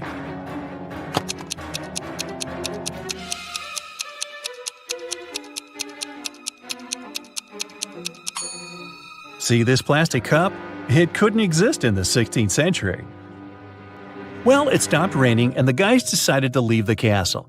But the door had disappeared. The owner of the castle was very angry and offered them only 3 options to escape. There was a tunnel with a fire burning inside behind the first door. Dangerous, angry snakes were waiting behind the second door. And there was a portal leading to a black hole behind the third door. Which door should Gemma and Rick choose?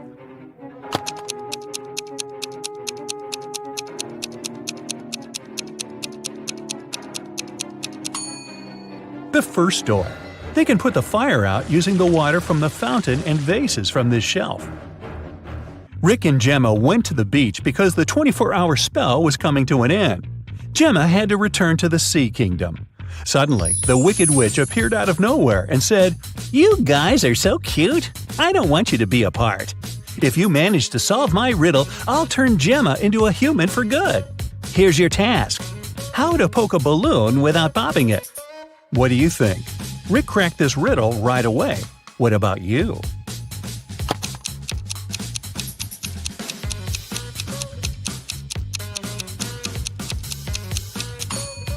The correct way to do it is by letting the air out of the balloon first. Gemma became a human. Rick was very glad and invited her to go on vacation right away. They arrived at the airport, but suddenly an elegant lady began to shout. Someone had snatched her super expensive bag.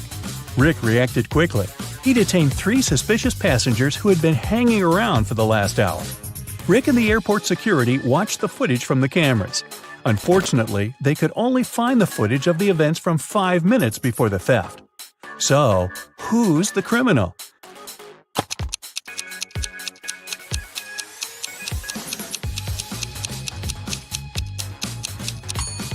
It's the guy over there.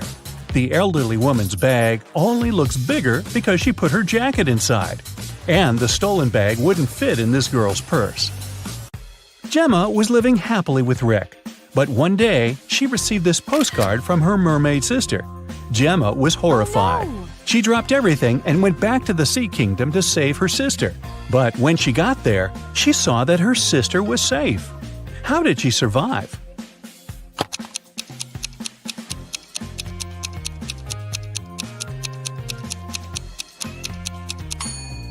See these theater curtains in the picture?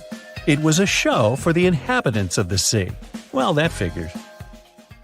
Freddy is one lucky guy. He works at a chocolate factory as a night guard. Once, he was checking the factory as usual. He noticed that someone had stolen several boxes with exclusive chocolate candies. The next morning, Freddy questioned 3 suspects. Jason, a pastry cook, said that he'd finished his shift at 7 p.m. and gone home right away. His wife couldn't confirm that he stayed indoors all night. Harry, a delivery guy, said, "I don't eat chocolate at all. Even the smell of it gives me a severe rash." And Peter, a cleaner, said, "Yesterday I was cleaning the warehouse. I found 1 chocolate candy on the floor and ate it. I'm so sorry. Please don't fire me." Who is the thief?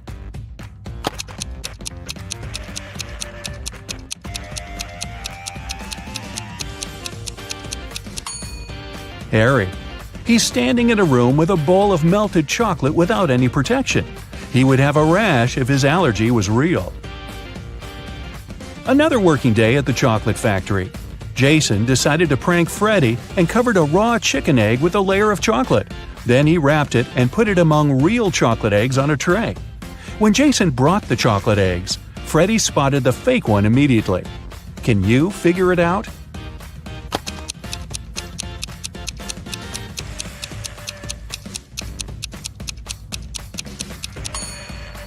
The real chocolate eggs are hollow inside, so they were rolling all over the tray when Jason was walking. But the raw egg is heavier, and it didn't move much. Well, Freddy decided to pay Jason back. He dressed up as a ghost to scare him. But suddenly, several real ghosts appeared in the room. Can you figure out which of these ghosts is Freddy?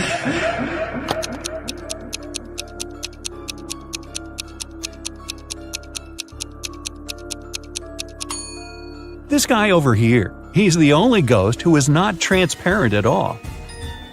One evening, the factory was celebrating its anniversary. The management organized a party. All employees participated in a karaoke competition. Most of them all sang incredibly well and received gifts and flowers. But only two of the best singers, Nancy and Betsy, made it to the final. They prepared to face each other in one more round. But suddenly, Betsy fell to the floor, unconscious. Doctors claimed that she had been poisoned. But all the participants of the competition had eaten exactly the same food. Besides, the police checked the dishes and they were okay. Can you guess what happened?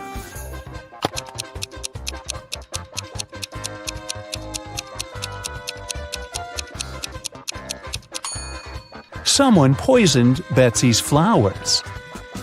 Next day, Freddy came to work as usual. He looked around and exclaimed, wait a minute, who's brought a cat to the chocolate factory? No pets are allowed here. Can you see any animals?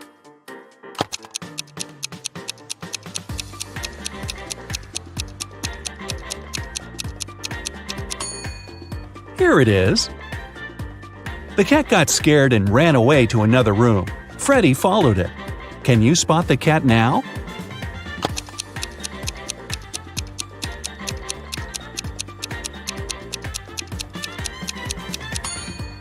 It's hiding over there. And again, Freddy failed to catch the cat. It ran out of the building and hid in the garden. Can you help the guy find the cat?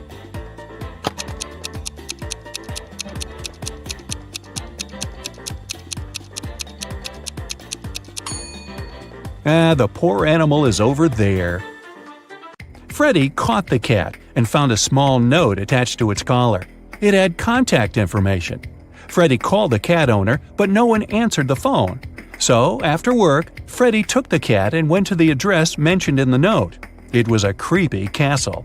The door was locked and required a password. Can you help Freddy crack the code using this hint?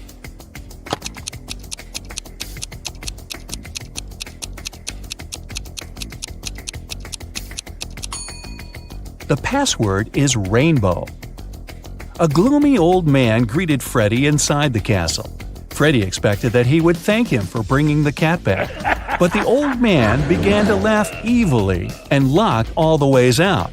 Then he said, If you manage to complete 3 tasks I give you, you will get $1 million. But if you fail, you'll stay in my castle forever. Here's the first task. Help me find my glasses among all these vegetables. Can you help Freddy?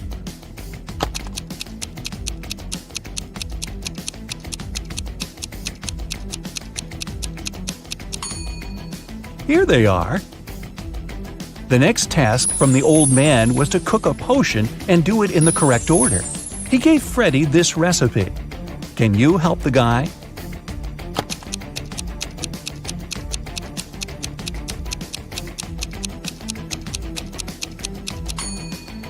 First of all, you gotta put curry. Then go for blueberries to make the potion look greenish. And finally, add tomatoes to make the potion look brown. As for these vegetables, Freddy doesn't need them. And the third task is to find a book in this messy room. Can you see it?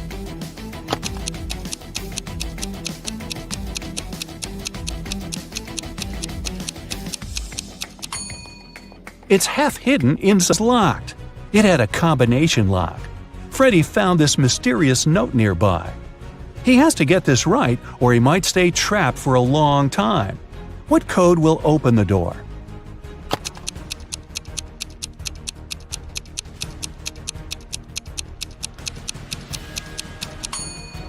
"2361. Each number corresponds to the number of circles in the first set of numbers. Now, Freddy was free to go.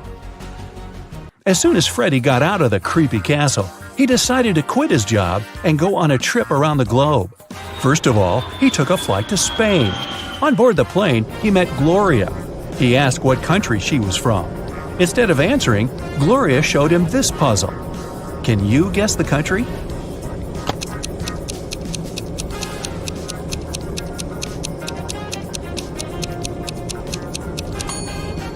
That's right, she's from Ireland. Then Gloria asked Freddy what country he was from, and he showed her this puzzle. Can you guess his country?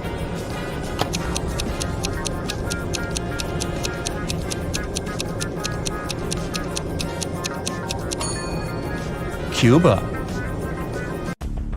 Freddy landed in Madrid and went for a walk. He hadn't rented any hotel in advance, so he just wandered around the city, searching for a nice place to stay. Suddenly, Freddy noticed this cute little hotel and entered it. Big mistake. Why?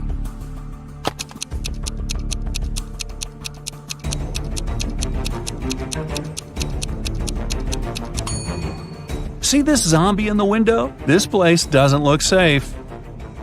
As soon as Freddy entered the creepy hotel, the door slammed behind his back. The guy saw 3 doors leading to freedom. Venomous spiders were crawling behind the first door. Behind the second door, arrows were flying at head height. And behind the third door, there was a black hole. Which door should Freddy choose? Can you help him escape?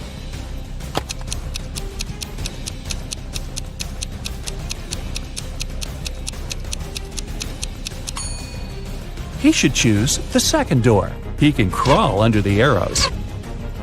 After his adventure, Freddy decided to have lunch in the local cafe. But something's definitely wrong here. Can you figure out what it is?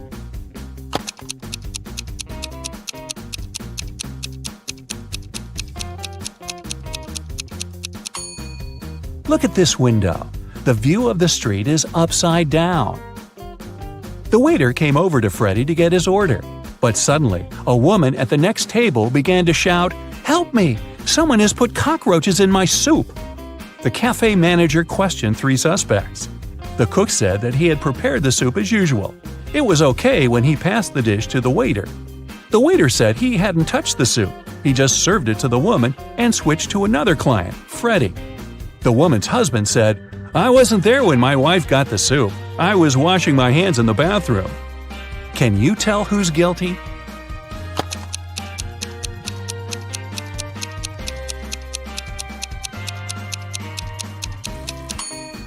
No one. Take a look at the ceiling. The cockroaches crawled out of the ventilation and several of them fell into the lady's soup. Freddy used a special app to rent a luxury apartment in Madrid. He found 3 options that he really liked. Mariana offered a cozy 2-story studio with a beautiful view. Diego had a penthouse near a park. And Camilla offered a high-tech villa. Which option should Freddy choose?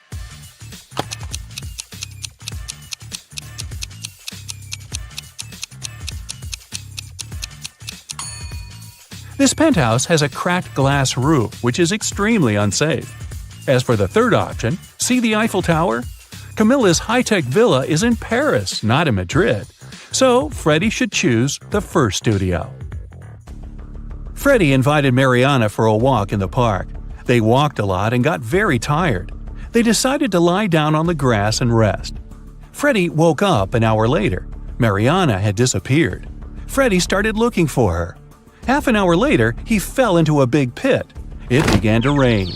The guy realized that the pit was going to get flooded. That was a big problem. Freddy couldn't swim. He found some stuff in the pit: a rope, a ball, and a bucket. How can Freddy get out?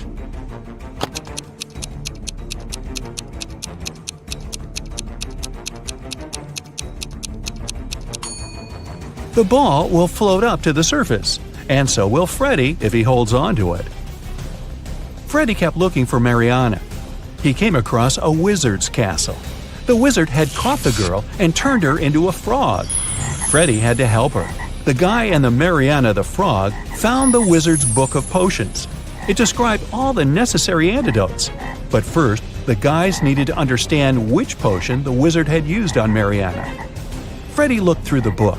The first recipe included a slice of pumpkin, a slice of green apple, an orange wedge, and half a kiwi. The second recipe required a chamomile petal, 3 garlic cloves, and half of a red apple. The third potion should contain an orange wedge, a garlic clove, a banana peel, and a chamomile petal. Which potion did the wizard use?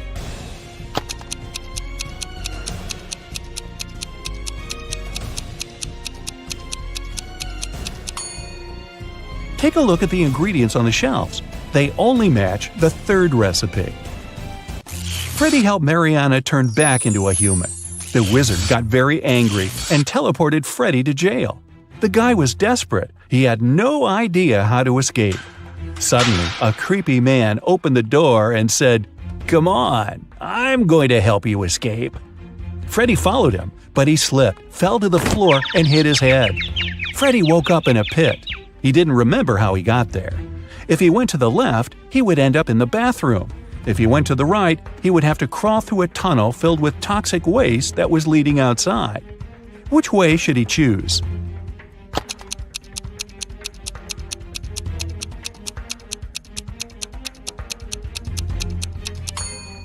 Freddy should go to the right. If he chooses the left corridor, he will end up in jail again. Look, this bathroom is on the territory of the jail. Freddy escaped, took a shower, and called Mariana right away. The wizard picked up the phone and said, "I have created enough evil clones of Mariana. I don't need her anymore. You can take her home now." Freddy rushed back to the wizard's castle and saw 4 Marianas. Can you help him find the real girl?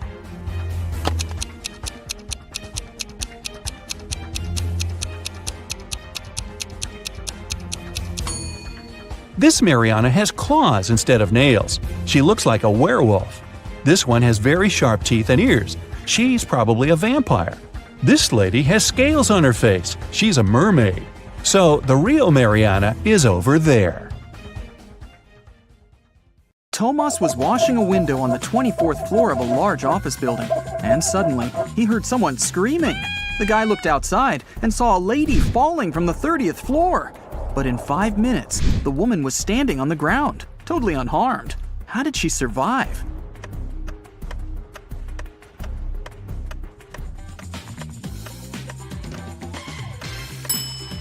Take a closer look at the sky. Yes, it's Superman! He saved the lady. Look at the picture. What's wrong here?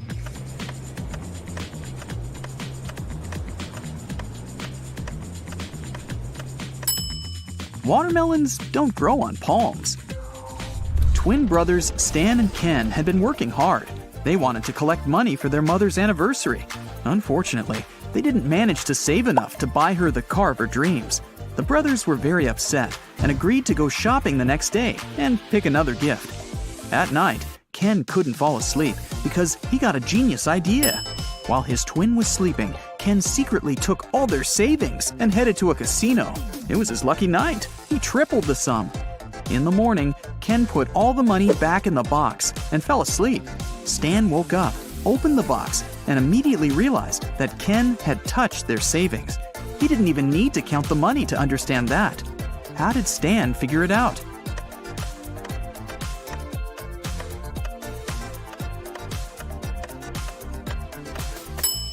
In the box, there were large and small bills in the evening, but now there are only large ones. Kelly was traveling and discovered a beautiful abandoned castle. She entered the building and went downstairs. She was taking pictures when someone locked her inside the basement. Kelly looked around and saw 3 tunnels leading to freedom. In the first tunnel, a huge hungry monster was waiting for her. The second tunnel was full of snakes, and the third tunnel was filled with sleeping gas. In 5 minutes, Kelly was outside the castle, running to the nearest police station. How did she escape?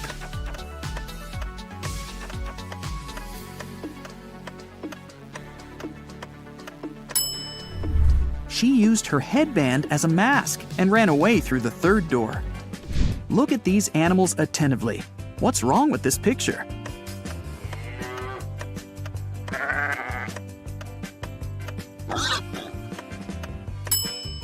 This little guy on the left is listening to music. Two sisters went on a hike. Each of them took a box of matches. Nellie put her matches in a bag together with toothpaste, and Shelley decided to store her matches in a bag with nail polish. While the sisters were walking through the forest, they accidentally fell into a huge puddle. When they got out of it, Shelley suggested making a fire to dry their clothes and cook something to eat. Both sisters took out their matches. Unfortunately, Nellie's matches were covered in toothpaste, and Shelley's were in nail polish. Both girls left the matches to dry in the sun and left to collect some firewood. It started raining, and all the matches got soaked. But 10 minutes later, the sisters still managed to make a fire and toast some marshmallows. Whose matches did they use?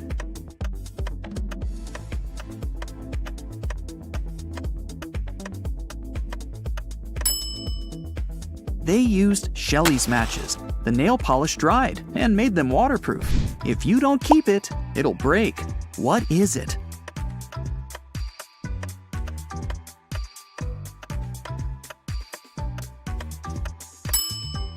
It's a promise. Susan was asked to describe her sons.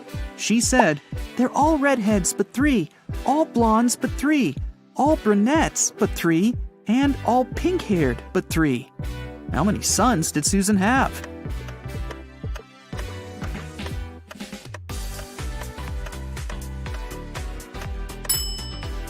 The answer is 4. 1 redhead, 1 pink-haired, 1 brunette, and 1 blonde. Lisa was a famous top model. She was found unconscious in her dressing room during a photo shoot and taken to a hospital. Doctors said she had a severe allergic reaction, but when Lisa came to herself, she insisted she hadn't eaten anything all day. The model's manager was very concerned and interrogated everyone who had been around Lisa. The stylist said she had applied Lisa's makeup and, indeed, hadn't seen her eating anything. The cleaning lady said she had cleaned the dressing room with organic, non-allergenic products. Lisa's main rival, Nora, said she had been watching the shooting all day long. She hadn't noticed anything suspicious. Who's the culprit?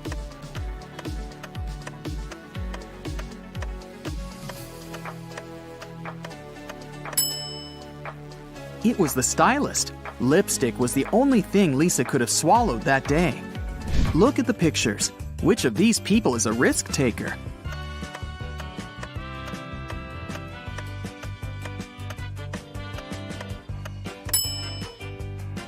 The girl is risking less. She's sitting on the second floor, and there's a pool below.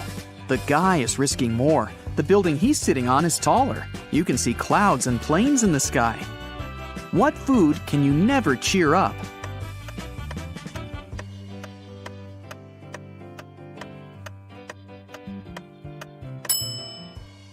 A blueberry, because it's always blue.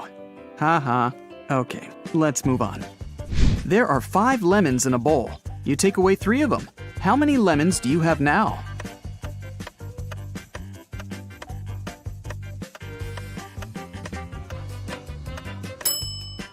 Well, you have the 3 lemons you took. King Gerald has a very beautiful daughter named Teresa. 4 princes from different countries came to the kingdom, hoping to marry the girl. But the king decided to check how smart they were and organized a special contest. Teresa was in the center of a 200 by 200 foot room, and the princes were standing on small boxes in each corner of the room.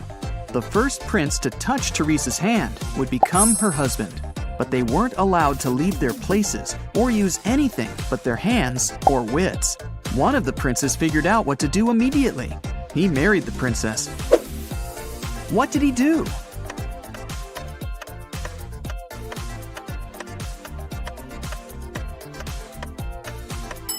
He just asked Teresa to come over and touched her hand. You can easily find me on Earth, Mars, Mercury, and even Jupiter, but you'll never find me on the Moon, Venus, or Pluto. What am I?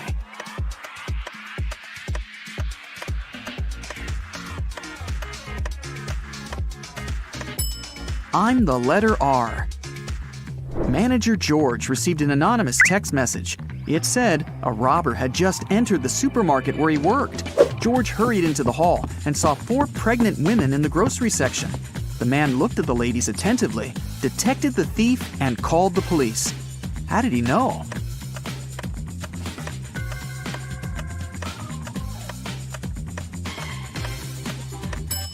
The woman on the right is the only one who doesn't have a shopping basket or cart. She's putting groceries inside her fake belly. Imagine that you're in a room with no windows and no doors. How can you get out?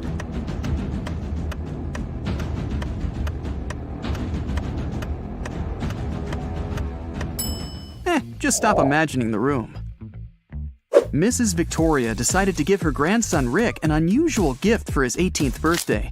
She called him into her room, showed the guy her safe, and handed him a corked bottle with a key inside.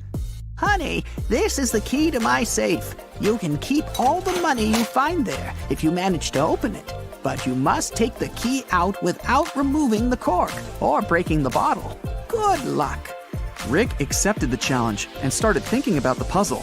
What would you do to get the key out?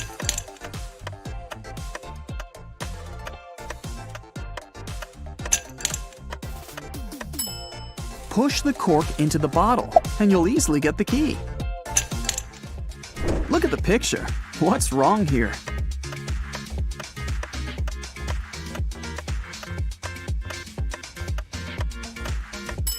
The lady's reflection is holding the bag in the wrong hand. Amy had a crush on her neighbor. She went to the local witch, Sally, to ask for her help. Sally said she would make a purple love potion. On the night of the full moon, Sally took a sheet of paper with her granny's love potion recipe. She mixed all the ingredients except for the last one. Suddenly, a gust of wind threw the recipe into the fireplace. Sally was desperate. She didn't remember the name of the last ingredient, but she still knew for sure that the potion should be purple. Help Sally finish her work.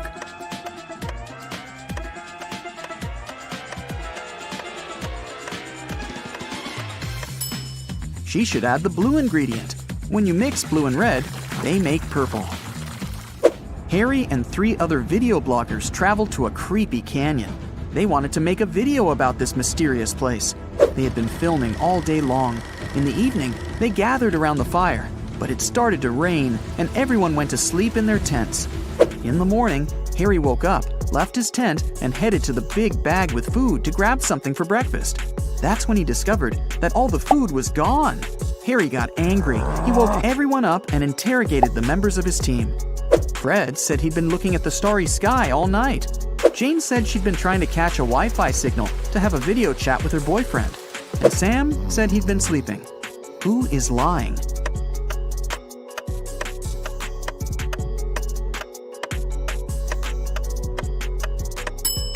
It's Fred.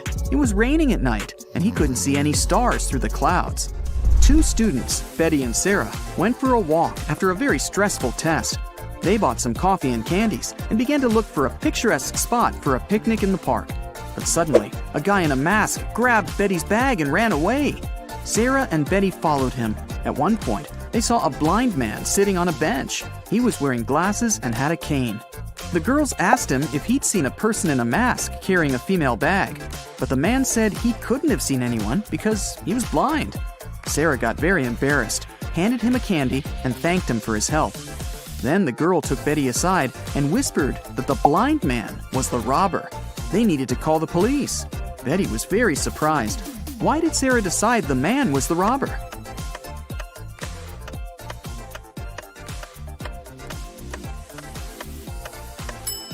If the man was indeed blind, he wouldn't have seen the candy.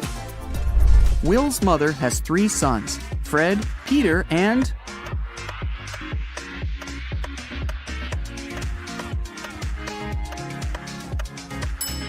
Will. It's Will's mother, after all. 2 mothers and 2 daughters spent all day shopping, but they only bought 6 dresses. This was enough for each of them to have 2 dresses. How is that possible?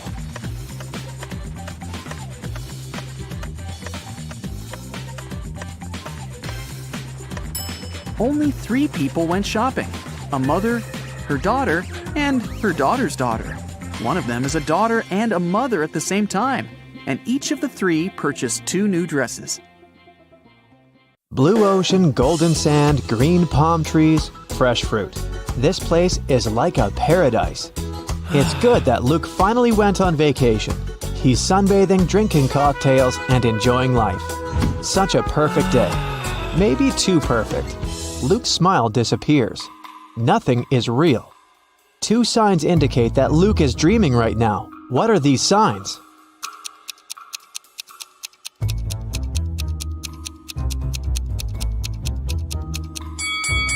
The first thing is that there are 2 suns in the sky. The second sign is that the ocean has no waves. Luke gets scared. He realizes he's sleeping. At this moment, a giant kraken comes out of the ocean. It stretches huge tentacles towards Luke and screams out like a siren. How can Luke escape from it? Where should he run?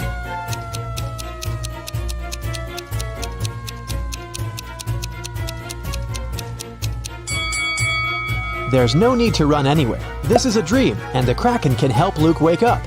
The monster grabs the guy, and he opens his eyes and realizes he's in a laboratory. He was caught a few days ago. A group of people have been conducting strange experiments on him all this time. It wasn't the kraken he heard, it was a real siren.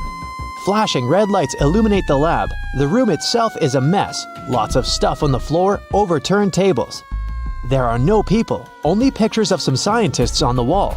There should be a key to the door among all these documents and garbage. Quickly, help Luke find it and escape.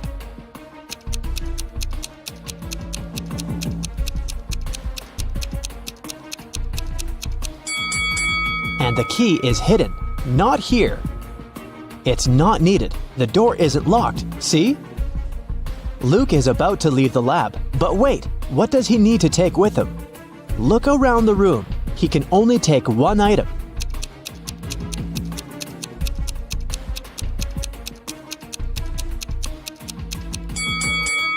Luke should opt for the shoes. They're going to be useful outside.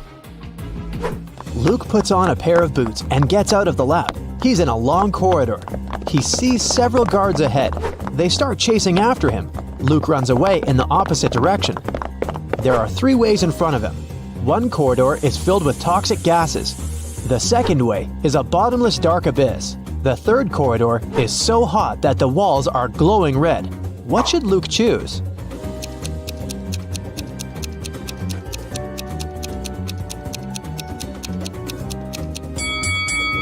The second hall with a chasm.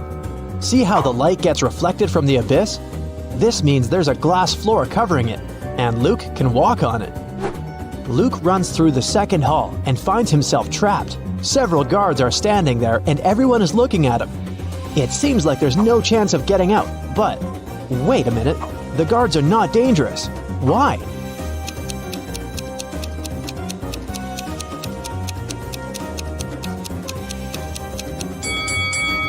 They're motionless because they're either well-done wax figures or real people who can't move for some reason. Luke leaves the room, and now he's in a long corridor again. The doors close behind him, guards are rushing towards him from the hall, and doctors are running from the other direction. What should Luke do? Hurry up, help the guy before they notice him.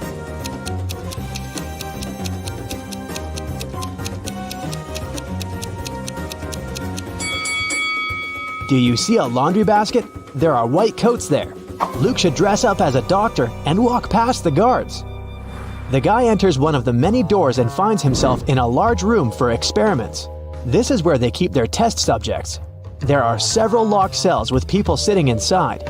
They ask Luke to release them. Unfortunately, he can only free 1 prisoner. But who? A werewolf is locked in that cell. An electrical human is in another. A seemingly ordinary girl is locked in the third one. In the furthest cage, there's a guy with a shark's mouth.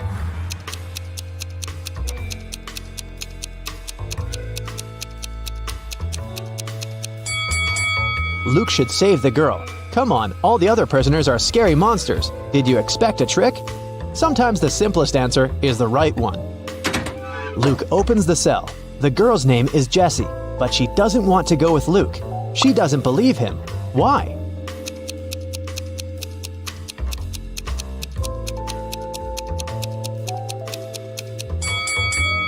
Because Luke is wearing a lab coat. He explains to Jessie that he put on these clothes to remain unnoticed.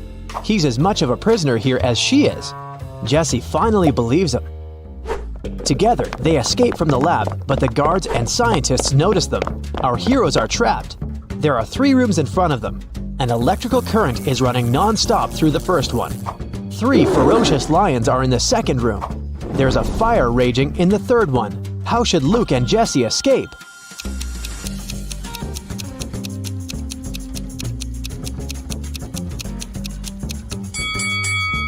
They don't have to enter any of these rooms. In the corridor above them, there is an open ventilation hatch.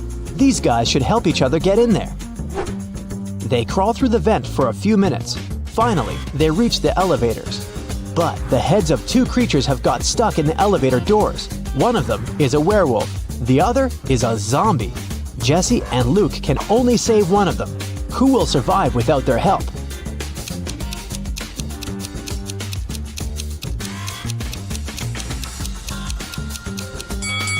The guys save the werewolf because the zombie is no longer alive anyway. He can survive even without his head. The werewolf runs away while Luke and Jesse get into the elevator. The laboratory is located deep underground, so they go 40 floors up. The doors open, and they find themselves inside an old hut. Our heroes go outside and see a winter forest. Jesse and Luke run forward as fast as they can. They hear dogs barking and people screaming. The scientists are chasing them. The guys come to a crossroads. The first way leads to a lake. At the beginning of the second road, there's a sign, "Beware of wolves." The third road leads to a high cliff. Where should they go?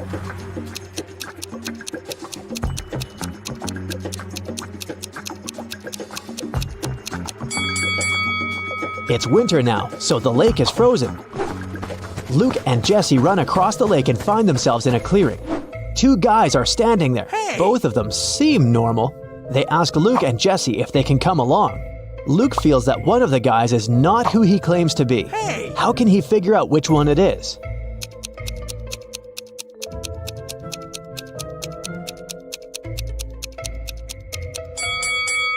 If you pay attention to the footprints in the snow, you'll see how this guy appeared here, but there are no footprints near the second guy. How did he get here? It's suspicious. Jesse and Luke agree to take along the first guy. His name is Max.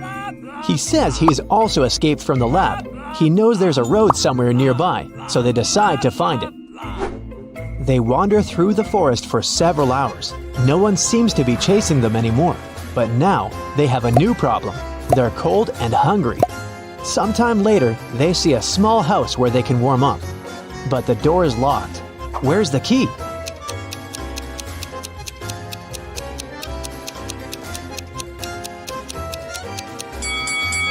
See this scarecrow next to the forest? The key is in its hand. The guys open the door and find food and clothes. They rest, eat, and get warmer. Soon, they're ready to set off. There's an old car in the backyard. There's even some gasoline in its tank. But when Luke is driving it out of the yard, the car runs over a nail. The tire is punctured. Now they have to walk again. It's getting darker and colder. Despite warm clothes, our guys start freezing. How can our heroes keep warm?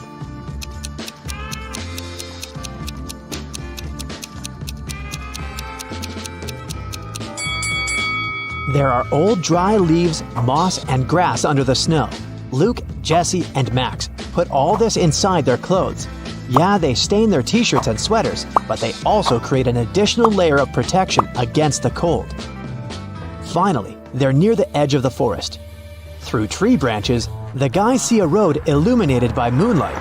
They're saved. Now they only need to catch a car. Max, Luke, and Jesse walk along the highway and finally see headlights. Luke raises his arm to stop the car. A small pickup truck is slowing down. The driver rolls down the window and asks if the guys need help. Jesse quickly tells him everything that has happened to them. The driver asks them to get in the car, but Luke doesn't want to. He's sure that this man is one of the bad guys. How has Luke figured it out?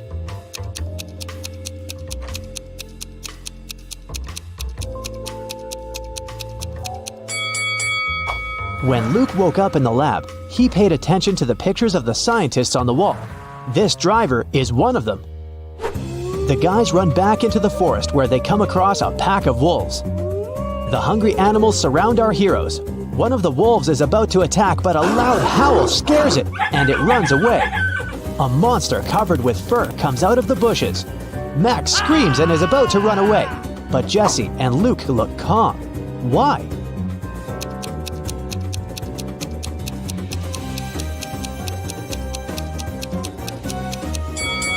Because this is the werewolf our heroes rescued from the elevator. They follow the monster. It leads them to a safe place. This is a small village hidden deep in the forest. Creatures that don't look like humans live here. Werewolves, bird people, merfolk, and humanoid trees. They used to be people, but the scientists changed the structure of their DNA. Now these creatures are going to destroy the laboratory to take revenge. While Luke, Jesse, and Max are resting, you have time to check your score and find out how useful you've been in this adventure. 0 to 3 points. Luke wouldn't have gotten out of the lab if he had listened to you.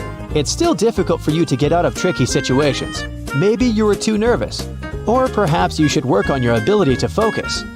4 to 7 points. You've been helping the guys get out of trouble pretty well, but still, this is not enough to become a team leader. You'll definitely get better after a little more practice. 8 to 11 points. You can find a way out of almost any difficult situation and deal with any problem. Just a bit more, and you will become a perfect leader. 12 to 15 points. You're a real hero. You can successfully overcome any difficulties and lead large groups of people. Don't lose your focus. It'll help Luke and his friends in their next adventures. 16 to 17 points. You're the best of the best. Problems don't scare you. They entertain you. Crows are flying in the sky. 1 ahead and 2 behind. 1 behind and 2 ahead. 1 between 2 and 3 in a row. Can you figure out the exact number of crows?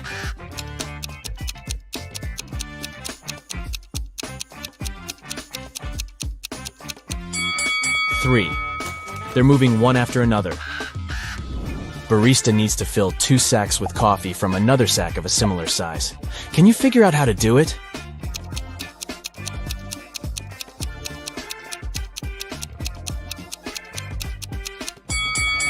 Easy. Put the empty bags into one another and then fill them with coffee. 2 mothers and 2 daughters enter a coffee shop and order 3 cappuccinos. Each gets one. How's that possible?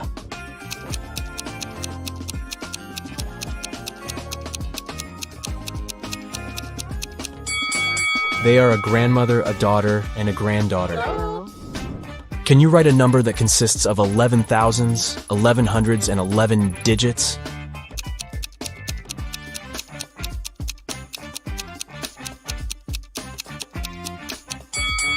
Many people think it will be 111,111, but in fact, it's 12,111. Rachel's computer gets broken, but she has to do urgent work. So she decides to use her husband's laptop instead. But unfortunately, he has changed the password. Luckily, Rachel finds a note with a clue nearby, SBDIFM. She enters the code, but it doesn't work. Can you help her crack the password?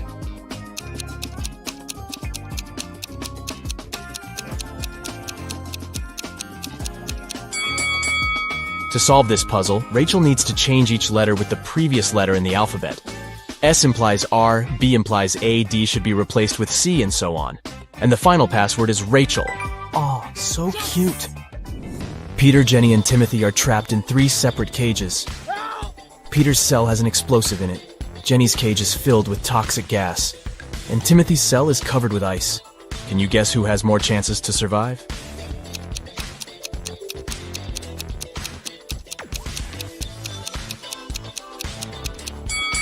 Timothy. It's just ice, so it's gonna be melting soon. Timothy won't have time to freeze. Yeah. Gerald is 100 years and a few months old, but he only had 25 birthdays in his entire life. How could this be?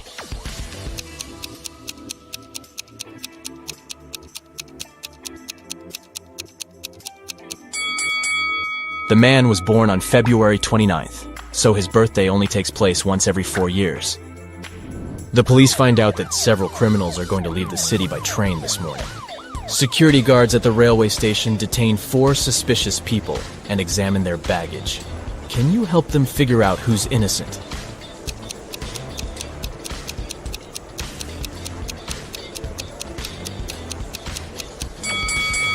This guy carries toothpaste without a toothbrush. Oh. A supposedly blind person carries a flashlight. Oh. And why would a bald man need a bottle of shampoo? It seems only the guy on the left isn't a criminal. Birds sat one on each tree. One didn't have a place. But when they sat two on each, one tree was left free.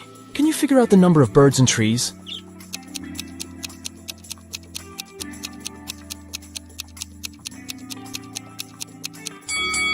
Four birds and 3 trees. A farmer has 350 oranges.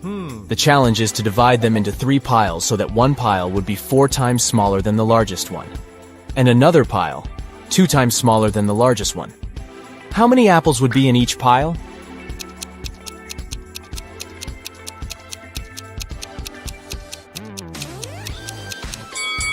Zero. The farmer has 350 oranges, not apples.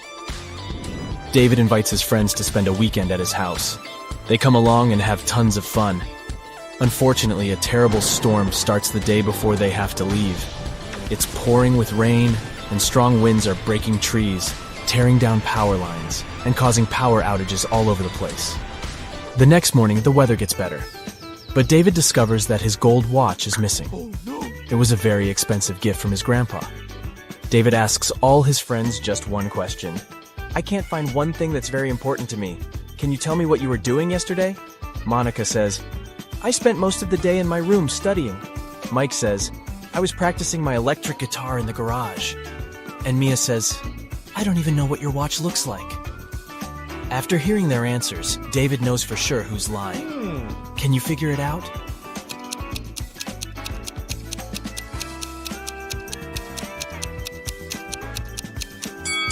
There was a power outage. It means Mike couldn't play the electric guitar.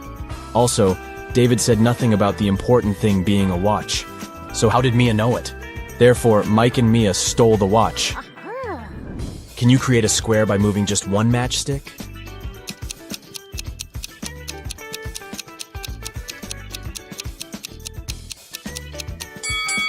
You need to think outside the box to crack this puzzle. Here's the solution. This square is tiny, but it still matches the task. Rob runs a restaurant. He has 4 barrels of excellent kombucha. He's saving them for the upcoming anniversary party, which will start in 24 hours. Rob enters the storage room and sees a note near the barrels. Oh. It says, I put a magic spell on one of the barrels. Anyone who drinks kombucha from it will turn into a mermaid in 10 hours. Good luck. Luckily, Rob has one friend, Shelly, who's dreaming to be a mermaid. Yes! Rob decides to test the kombucha on her before the party starts. Can you figure out a way to check 4 barrels in 24 hours?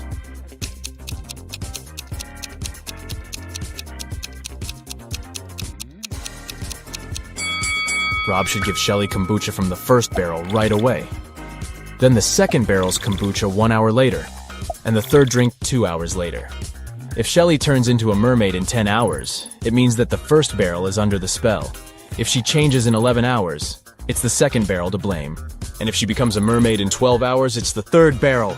But if Shelly stays the same, the fourth barrel is enchanted. A computer store manager calls the police and yells, "Help me! My store has been robbed!" The officers arrive at the place immediately, but they can't see anyone. Suddenly, they hear someone banging on the door in the corner of the store. They unlock it and see an anxious lady. It's the manager. Someone locked me in the storage room. It must be one of the shop assistants. The police officers ask the lady to call her employees for interrogation. The manager says, "Just a second, I can't find my phone." "Oh, it's over here." She didn't even start to call before the officers arrested her. Why?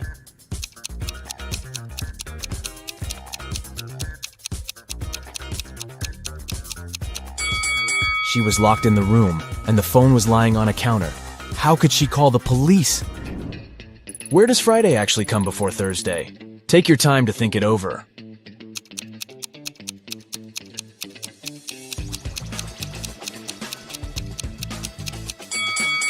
Friday always comes before Thursday in the dictionary. Nina sneaks out of the house late in the evening to meet her secret boyfriend. She thinks that she's very careful and quiet, but all of Nina's roommates know about her plan. Also, they know that Nina will return at midnight. They decide to make a bet. The one who would notice Nina first, when she starts climbing the fence, would be the winner. This person would be free from chores for 1 month. To avoid falling asleep, Bella switches on her favorite series. Nora goes to the kitchen to make snacks for everyone. Wendy takes a seat in the living room with a book. And finally, Kelly goes to her bedroom and starts meditating. Who's going to be the first to spot Nina when the time comes?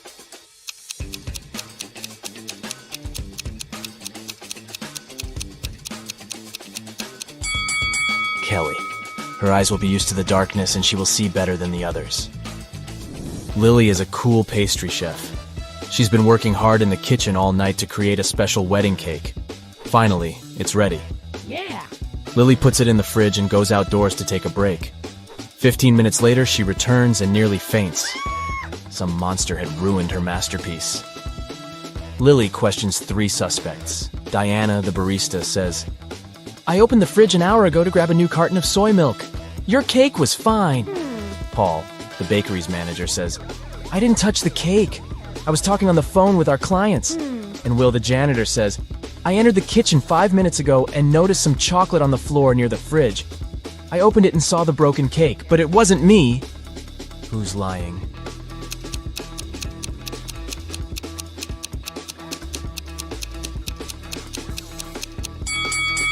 Diana. An hour ago, the cake wasn't finished yet, so she just couldn't see it in the fridge. Mary parks her car near her favorite store. Can you see anything weird here?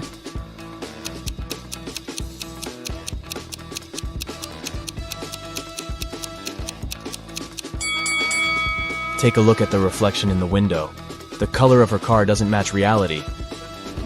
A small town hosts a winter festival with an ice sculpture competition. The top 3 sculptures made it to the final.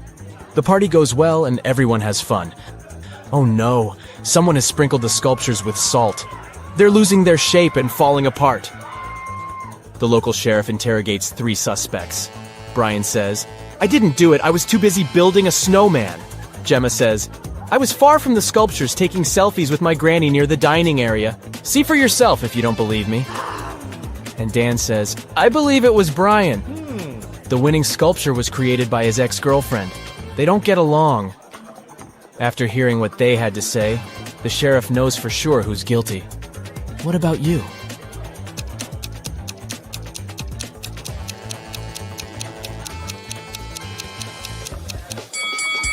Take a look at Gemma's selfies with Granny.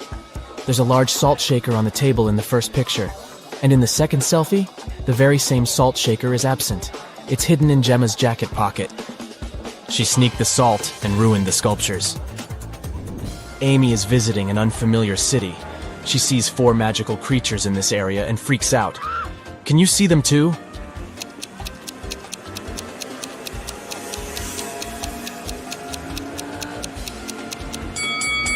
Take a look at this tree. It's a wood goblin.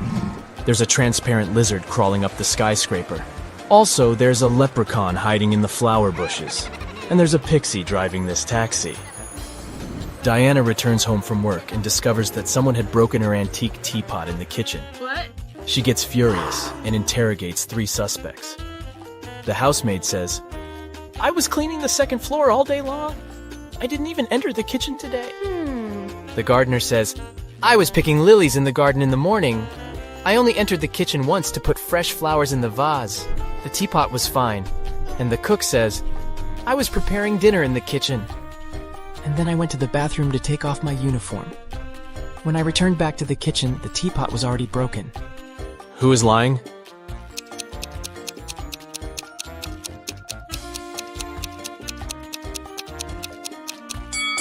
The gardener. Take a look at the flowers in the vase. They don't look fresh at all. Bob used to be a farmer in another country. He kept chickens. Things were going well and he made good money. But then he bought a bigger farm in another country and moved there. Soon Bob got to know that floods are very frequent in this area. But he didn't give up and decided to breed ducks instead of chickens. Why?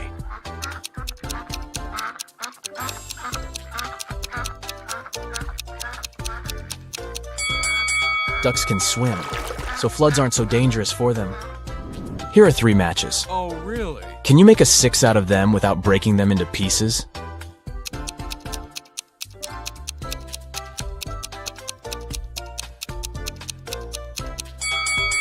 Who said the number has to be standard 6? The matches make a perfect Roman numeral 3. So all you have to do is bring the bottoms of the first 2 matches towards each other, and you've got a Roman numeral 6. You have 2 sand hourglasses, a 7-minute one and an 11-minute one. Using just these 2 sand hourglasses, how can you measure 15 minutes?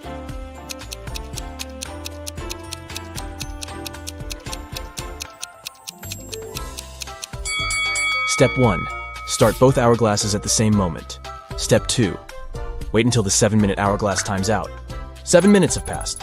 Let's move on to step 3. Restart the 7-minute hourglass. At this time, 11-minute hourglass will have 4 minutes left to time out. As soon as the 11-minute glass times out, invert the 7-minute hourglass. At this point, 11 minutes have passed. After inverting the 7-minute hourglass, it will now have 4 minutes left for timeout. After these 4 minutes are out, the total time will be 15 minutes. Vincent got locked in a room with no windows and only one massive door. There's a panel with several buttons on the left and another one with a hint on it on the right. There's also a clock on the wall above the door. Which button should Vincent press to get out of the trap?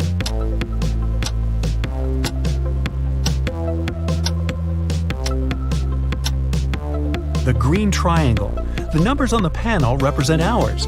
If you connect them on the clock face, you'll get a triangle. The door opened and Vincent got into a dimly lit hall. There, he saw one more door, but this time, both the lock and the key were hanging together on the same chain. But after examining this system for a couple of seconds, the guy understood he wouldn't get out this way. Why?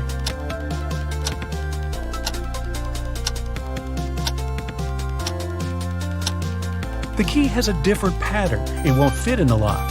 Vincent needs to look for another way to escape. Then Vincent notices a table standing in a dark corner. There's a piece of paper, a knife, and several inflated balloons lying on it. Vincent picks up the paper. It's a note. To get out of here, you must puncture a balloon with a knife. But if the balloon loses any air or bursts, you'll stay here forever. Vincent thought for a while, then he did something, and a hidden door opened in one of the walls. What did he do?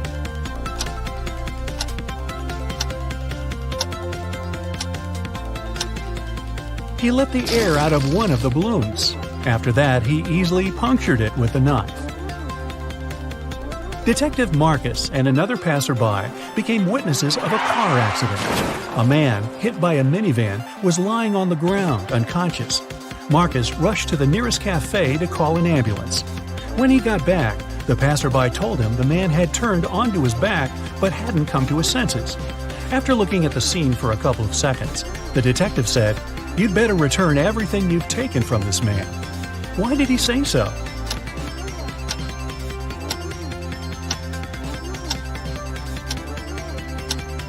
When they saw the man first, only one button was buttoned on his suit jacket. But now, it's already 2 buttons. The passerby must have opened his jacket to look for the wallet and then buttoned it up incorrectly. Look at this picture and try to figure out who is an alien in disguise.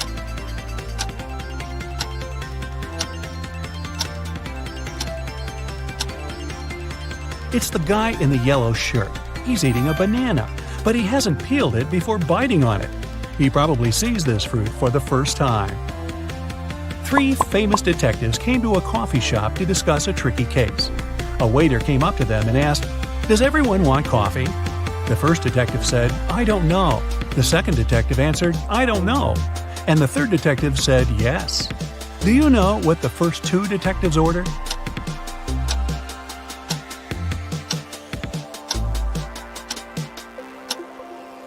All the detectives ordered coffee. Each of them wanted to have this drink, but the first 2 couldn't know if it would be everyone's choice. If the first 2 detectives hadn't wanted coffee, they'd have simply said no. So, when the third detective heard the replies of his colleagues, he figured out both of them wanted coffee. And since he was also going to take a cup, he said yes. Ralph, Willie, Amber, and Grace are in a museum room. Someone stole a priceless exhibit from this room several hours ago. Ralph, Willie, and Amber claim they have nothing to do with the crime, but the detective doesn't believe them. They all get arrested and taken to the police station. Only Grace, who hasn't answered the question, is free to go. Why?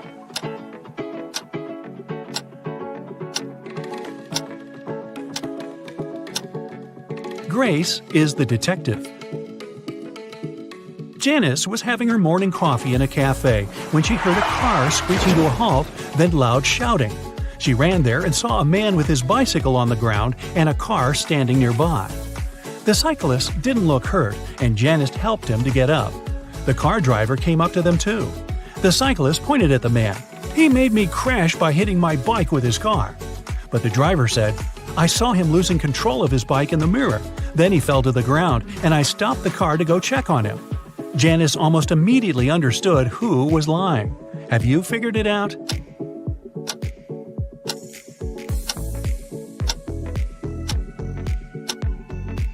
The car doesn't have side mirrors. There are also lots of things in the back seat. They block the view of the road. So the driver couldn't have seen anything in his rearview mirror either. He's lying. One wealthy businessman was famous for always wearing a white hat. But one day, he came to his office with a bunch of fruit on his head. His employees were shocked, but they didn't dare to question the man. The situation repeated the next day. On the third day, the businessman's secretary plucked up all his courage and asked what was going on.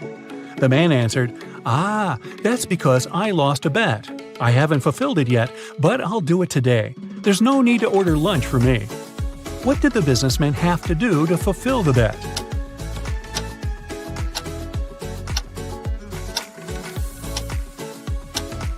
When he made this bet, he said, "If I lose, I'll eat my hat."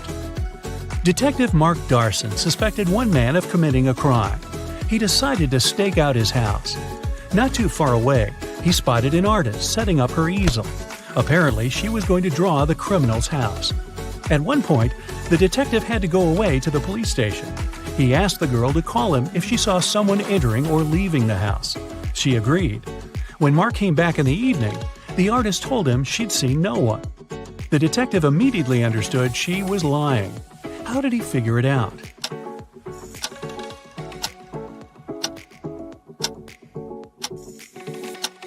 When he was leaving, all the windows in the house were closed. But in the picture the girl drew, the windows are open. It means someone was inside while Mark was away. Take a look at this picture and try to understand which guy is Ben.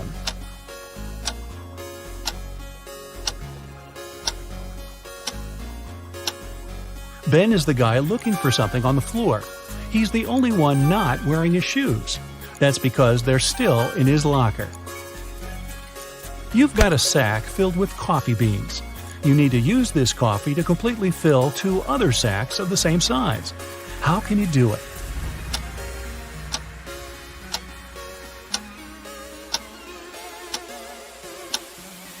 Put one empty sack into the other and fill them with coffee. A large sum of money was stolen from Mr. Green's safe. The police suspect Alan. But Alan says, "I don't know anything about safes or about how to open them. I'm a simple blacksmith." The detective doesn't believe him and asks Alan to prove it. He gives the guy one job-related task. If he copes with it, he's telling the truth. Alan gets 5 different chains. Each of them has 3 links. The detective asks the guy to make one chain out of these 5 pieces, but he can separate and combine only 3 links. In no time, Alan finished this task and was released. How did he do it?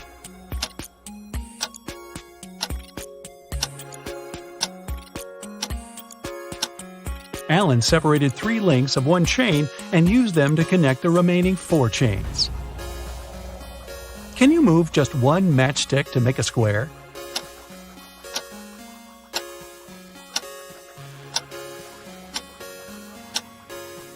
Pull this matchstick up a bit. Here's your perfect square.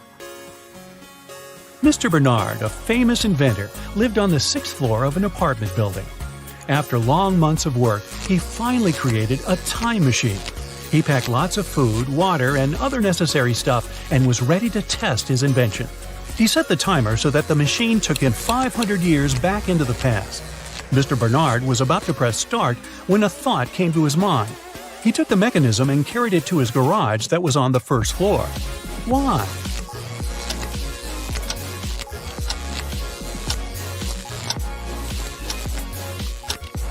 This way, the inventor would avoid getting hurt. 5 centuries ago, there were no such high buildings. He'd simply fall to the ground from the height of the 6th floor. Look at these guys carefully. One of them lied when he said he hadn't painted the green smiley face on the fence. Which one is it?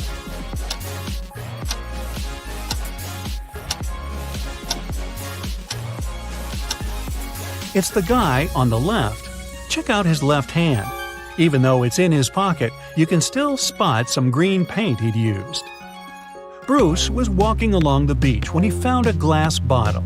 The thing looked old, and the guy spent a long time trying to open it. Finally, he succeeded. To his shock, a genie rose from the bottle. "I'll fulfill your 3 wishes, but you aren't allowed to wish for more wishes." Bruce agreed, but still managed to get more wishes. How did he do it?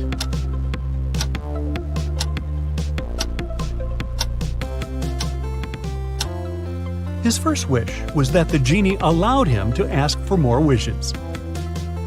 Several birds landed on trees, 1 bird for 1 tree. But in this case, one of them didn't have a tree of its own. Then they regrouped, with 2 birds sitting on 1 tree. After this, 1 tree was left free. How many birds and trees are there?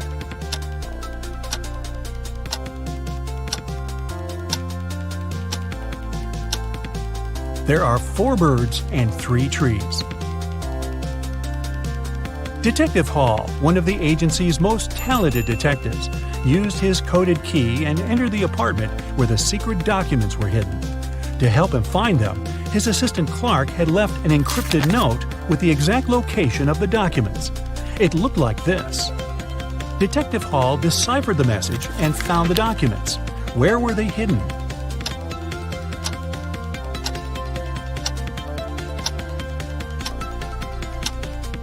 The note says, "Under the carpet in the studio." The detective just read it backwards and ignored the spaces between the words. Kim and Ashley are best friends. They decided to spend summer vacation in Italy together. They were very lucky to buy cheap plane tickets. Their flight was at 10 a.m. Unfortunately, when the girls arrived at the airport, they realized it was the wrong one. Now they have 2 options. Take a high-speed train for $100 to go to the right airport, or stay here and buy tickets for a later flight for $400. What should they choose?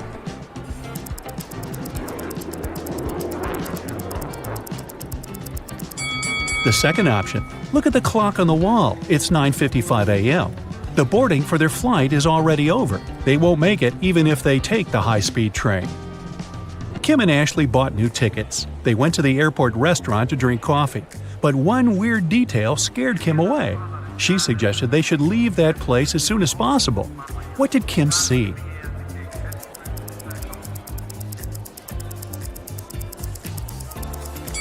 This woman over there is a zombie. Wow, how did she get through security? When it was finally time to board the plane, it turned out there were no more economy class seats left. Kim and Ashley were offered to fly in business class. There, the girls saw 3 people. When the flight attendant served them fresh juice, she whispered that Kim and Ashley were extremely lucky. They were about to travel next to a famous Italian billionaire. Can you guess which of these passengers is the billionaire?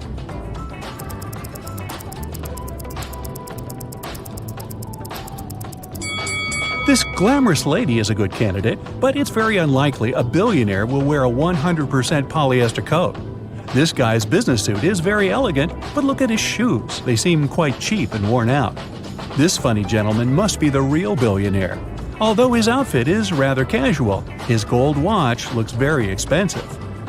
The glamorous lady began to chat with Kim and Ashley.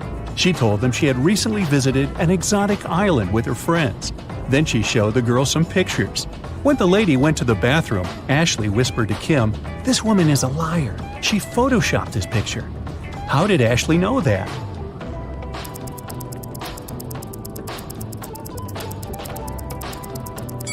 It's all about the shadows.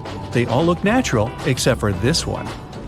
The glamorous lady took a sip of her juice and started coughing.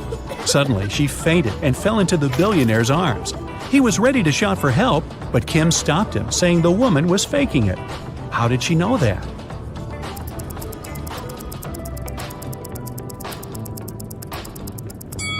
Look at the content of her bag. It's full of the billionaire's pictures and magazine articles.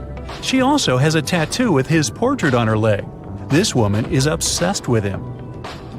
It was lunchtime, and the billionaire offered Kim to play a game. There were 3 boxes. One of them contained a meal. There was a statement on each box, but only one of them was true. Can you help Kim figure out which box has food inside?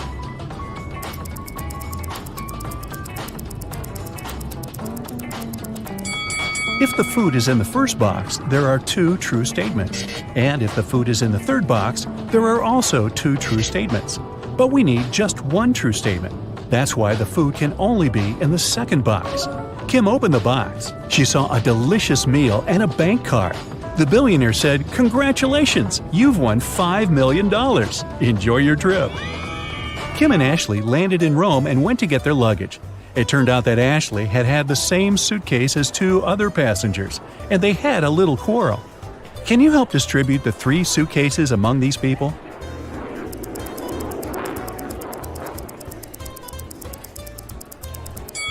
The first suitcase belongs to this woman. It's covered in her dog's hair. The second suitcase has some traces of a star sticker. You've probably noticed it before on Ashley's bag. And the third suitcase belongs to this man. Since Kim and Ashley were now very rich, they decided to find a real estate agent who could help them rent a luxurious villa. They wanted to spend their vacation there. The agent showed them 3 houses. Can you help the girls choose the best one?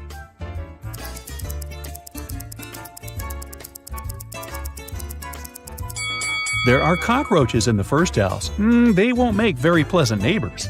The second house is too old. There's a crack in the wall, which doesn't look safe. And the third house looks pretty good. As for the pool, it can be easily cleaned. Yes! Kim and Ashley left the villa and went sightseeing. When they returned, they found out that someone had stolen their passports from the safe. The girls called the police, and they interrogated 3 suspects. The chef was too busy making dinner for Kim and Ashley. The cleaner was dealing with the pool all day, and the gardener said he had been outside planting flowers. He didn't notice anything suspicious. Who's lying?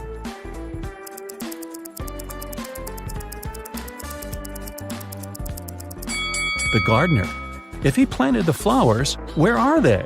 The police returned Kim and Ashley their passports and arrested the gardener. The next day, the girls went shopping. Sellers wanted to take advantage of rich and naive tourists and offered them overpriced souvenirs. Only one of these 3 items is a good deal. Can you guess which one?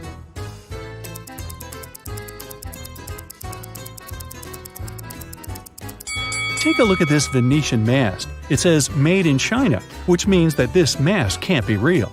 This magnet is of very low quality. The word Italy is spelled with an error. It simply can't cost $100. This blue cheese doesn't look fresh, but it's normal for this kind of product. This delicacy is the only thing that Kim and Ashley can buy here for a fair price. The ladies went to the local museum and got lost in its corridors. They found a strange basement with 3 doors. There was a time portal to the Middle Ages behind the first door. Behind the second door, there was an evil mummy. It cursed anyone who bothered it.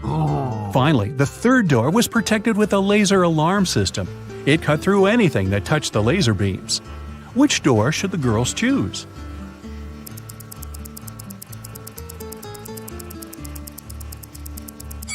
The second one. The mummy is sleeping peacefully inside its sarcophagus. If Kim and Ashley are quiet and don't come close, they can just walk by it. When the girls got outside, they saw a crowd of reporters around the museum. Someone has stolen the most expensive painting. The police questioned 3 suspects. Giovanni, the cleaner, said he had been washing the bathroom when the theft happened. Luca, the museum guide, saw a suspicious woman with a large folder not far from the crime scene.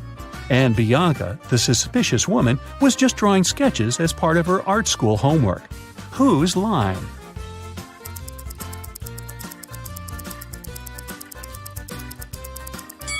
Luca. He has a rolled canvas under his shirt. Kim and Ashley came to a restaurant to enjoy the local cuisine, but they noticed a vampire among the visitors, so the girls decided to leave. Which visitor is the vampire?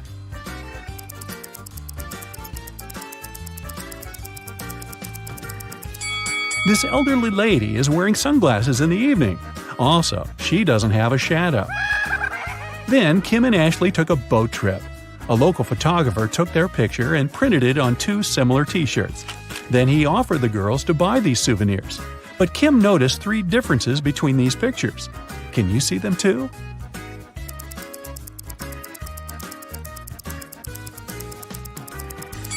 Here they are. The ladies came to a bakery. Kim ordered a salad and coffee, while Ashley wanted to eat something sweet. The barista offered her 3 remaining options. Help Ashley make the right choice.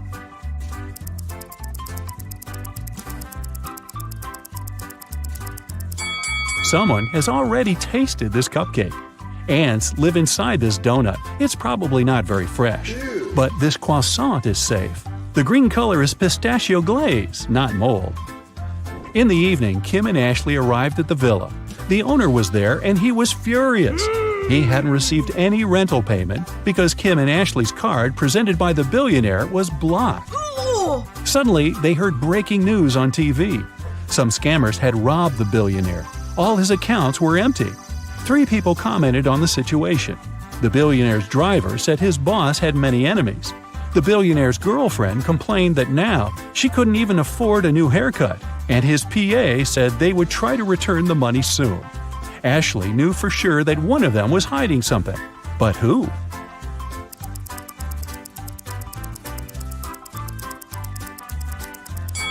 The girlfriend. If she had no money, how come she left the boutique with so many purchases? The owner of the villa offered Kim and Ashley a deal. If you manage to prepare my favorite cocktail, I'll forget about your debt. The girls had no choice, so they agreed. The man gave them the recipe, but the last ingredient was coded. Can you guess what ingredient it is?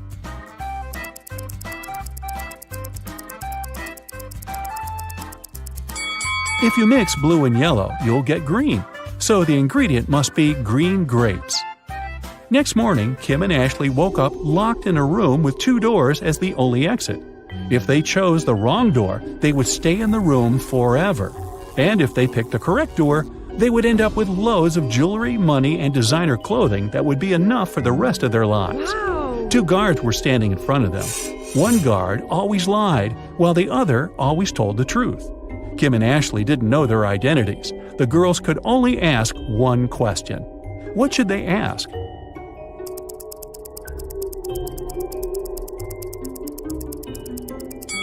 The question should be, if I asked the other guard which door leads to the treasures, what would he say? If they asked the guard who always tells the truth, he would say that the other guard would point to the wrong door. And if they asked the liar, he would point to the wrong door too. In either case, both guards would point to the wrong door. So Kim and Ashley should just choose the other door. Becky attended her high school reunion last weekend. Hello! All of her friends seemed to be doing really well in life. Connor showed up wearing clothes from expensive brands. Hello! Matilda had not just 1 but 2 of the latest smartphones. Oh! Tom showed up in a fancy sports car, and Beth was wearing a luxurious watch on her wrist. Take a good look at Becky's friends. Can you tell who is really rich?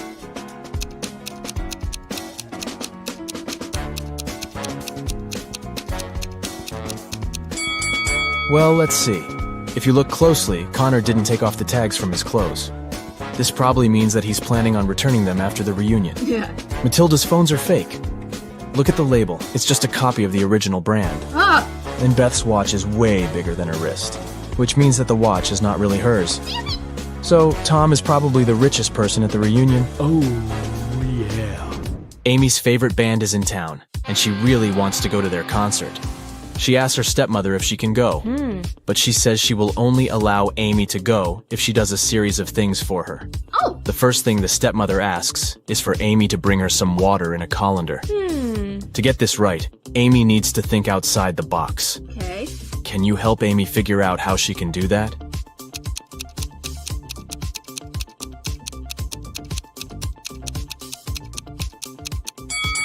Amy needs to freeze some water and put the cubes in the colander. Yeah. Technically, frozen water is still water, right? Next, her stepmother asks Amy to pick out the perfect evening dress for her. Amy walks into her stepmother's closet, and there are 3 dresses, a red, a green, and a blue. Take a look at the picture. Which dress should Amy choose?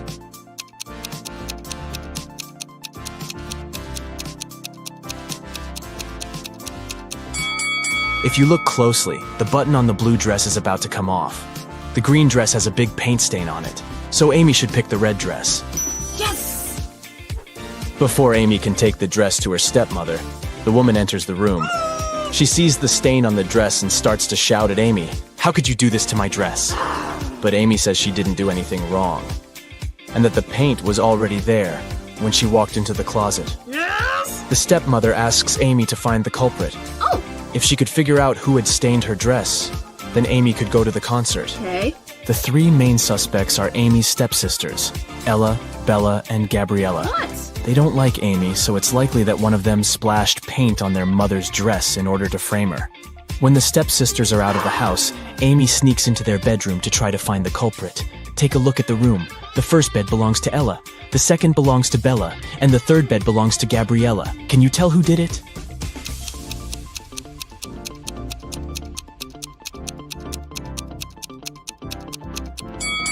It was Gabriella. Her bed is the third one on the left.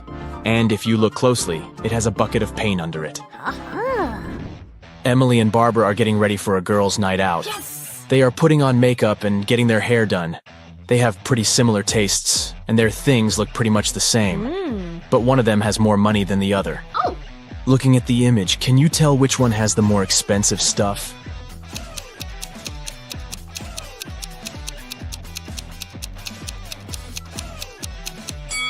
Take a look at Barbara. Her dress kind of gives it away since it's obviously a knockoff. So Emily is the one with the more expensive stuff. Harry decided to backpack around the world on his own. yeah! On the plane, he sat next to a girl. He asked her where she was from. Yes. But instead of answering, she showed him 2 emojis on her cell phone. Oh, Take a look at the image. Can you tell which country the girl is from?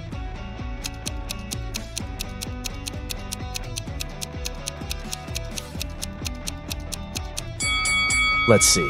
That's an iron and a piece of land. I guess she's from Ireland? As soon as Harry landed in Paris, he went strolling along the streets to find a place to stay. He found a cute little hotel and decided to go inside. Big mistake. Why?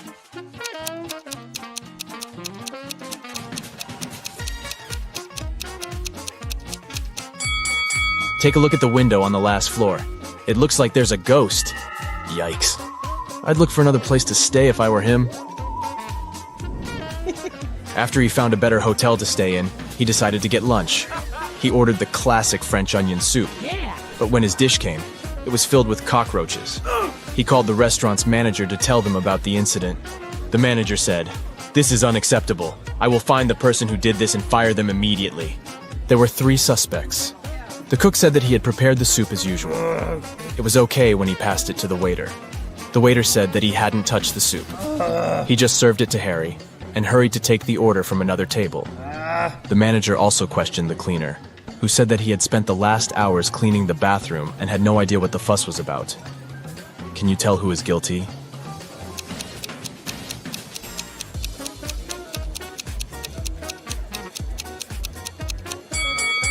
No one. Look at the ventilation system. It's full of roaches. They must have crawled out of it and fallen into Harry's soup. Yikes. There are 3 passengers in the business class of an international flight that is headed towards Rome. Take a look at these 3 people. The first lady looks pretty well dressed. She's wearing a luxurious designer handbag and is texting on her expensive phone. Hello. The guy in the middle is working with stock charts on his laptop, and the third guy is enjoying a cup of coffee while reading an article in the Financial Times. Can you tell which one is the real billionaire?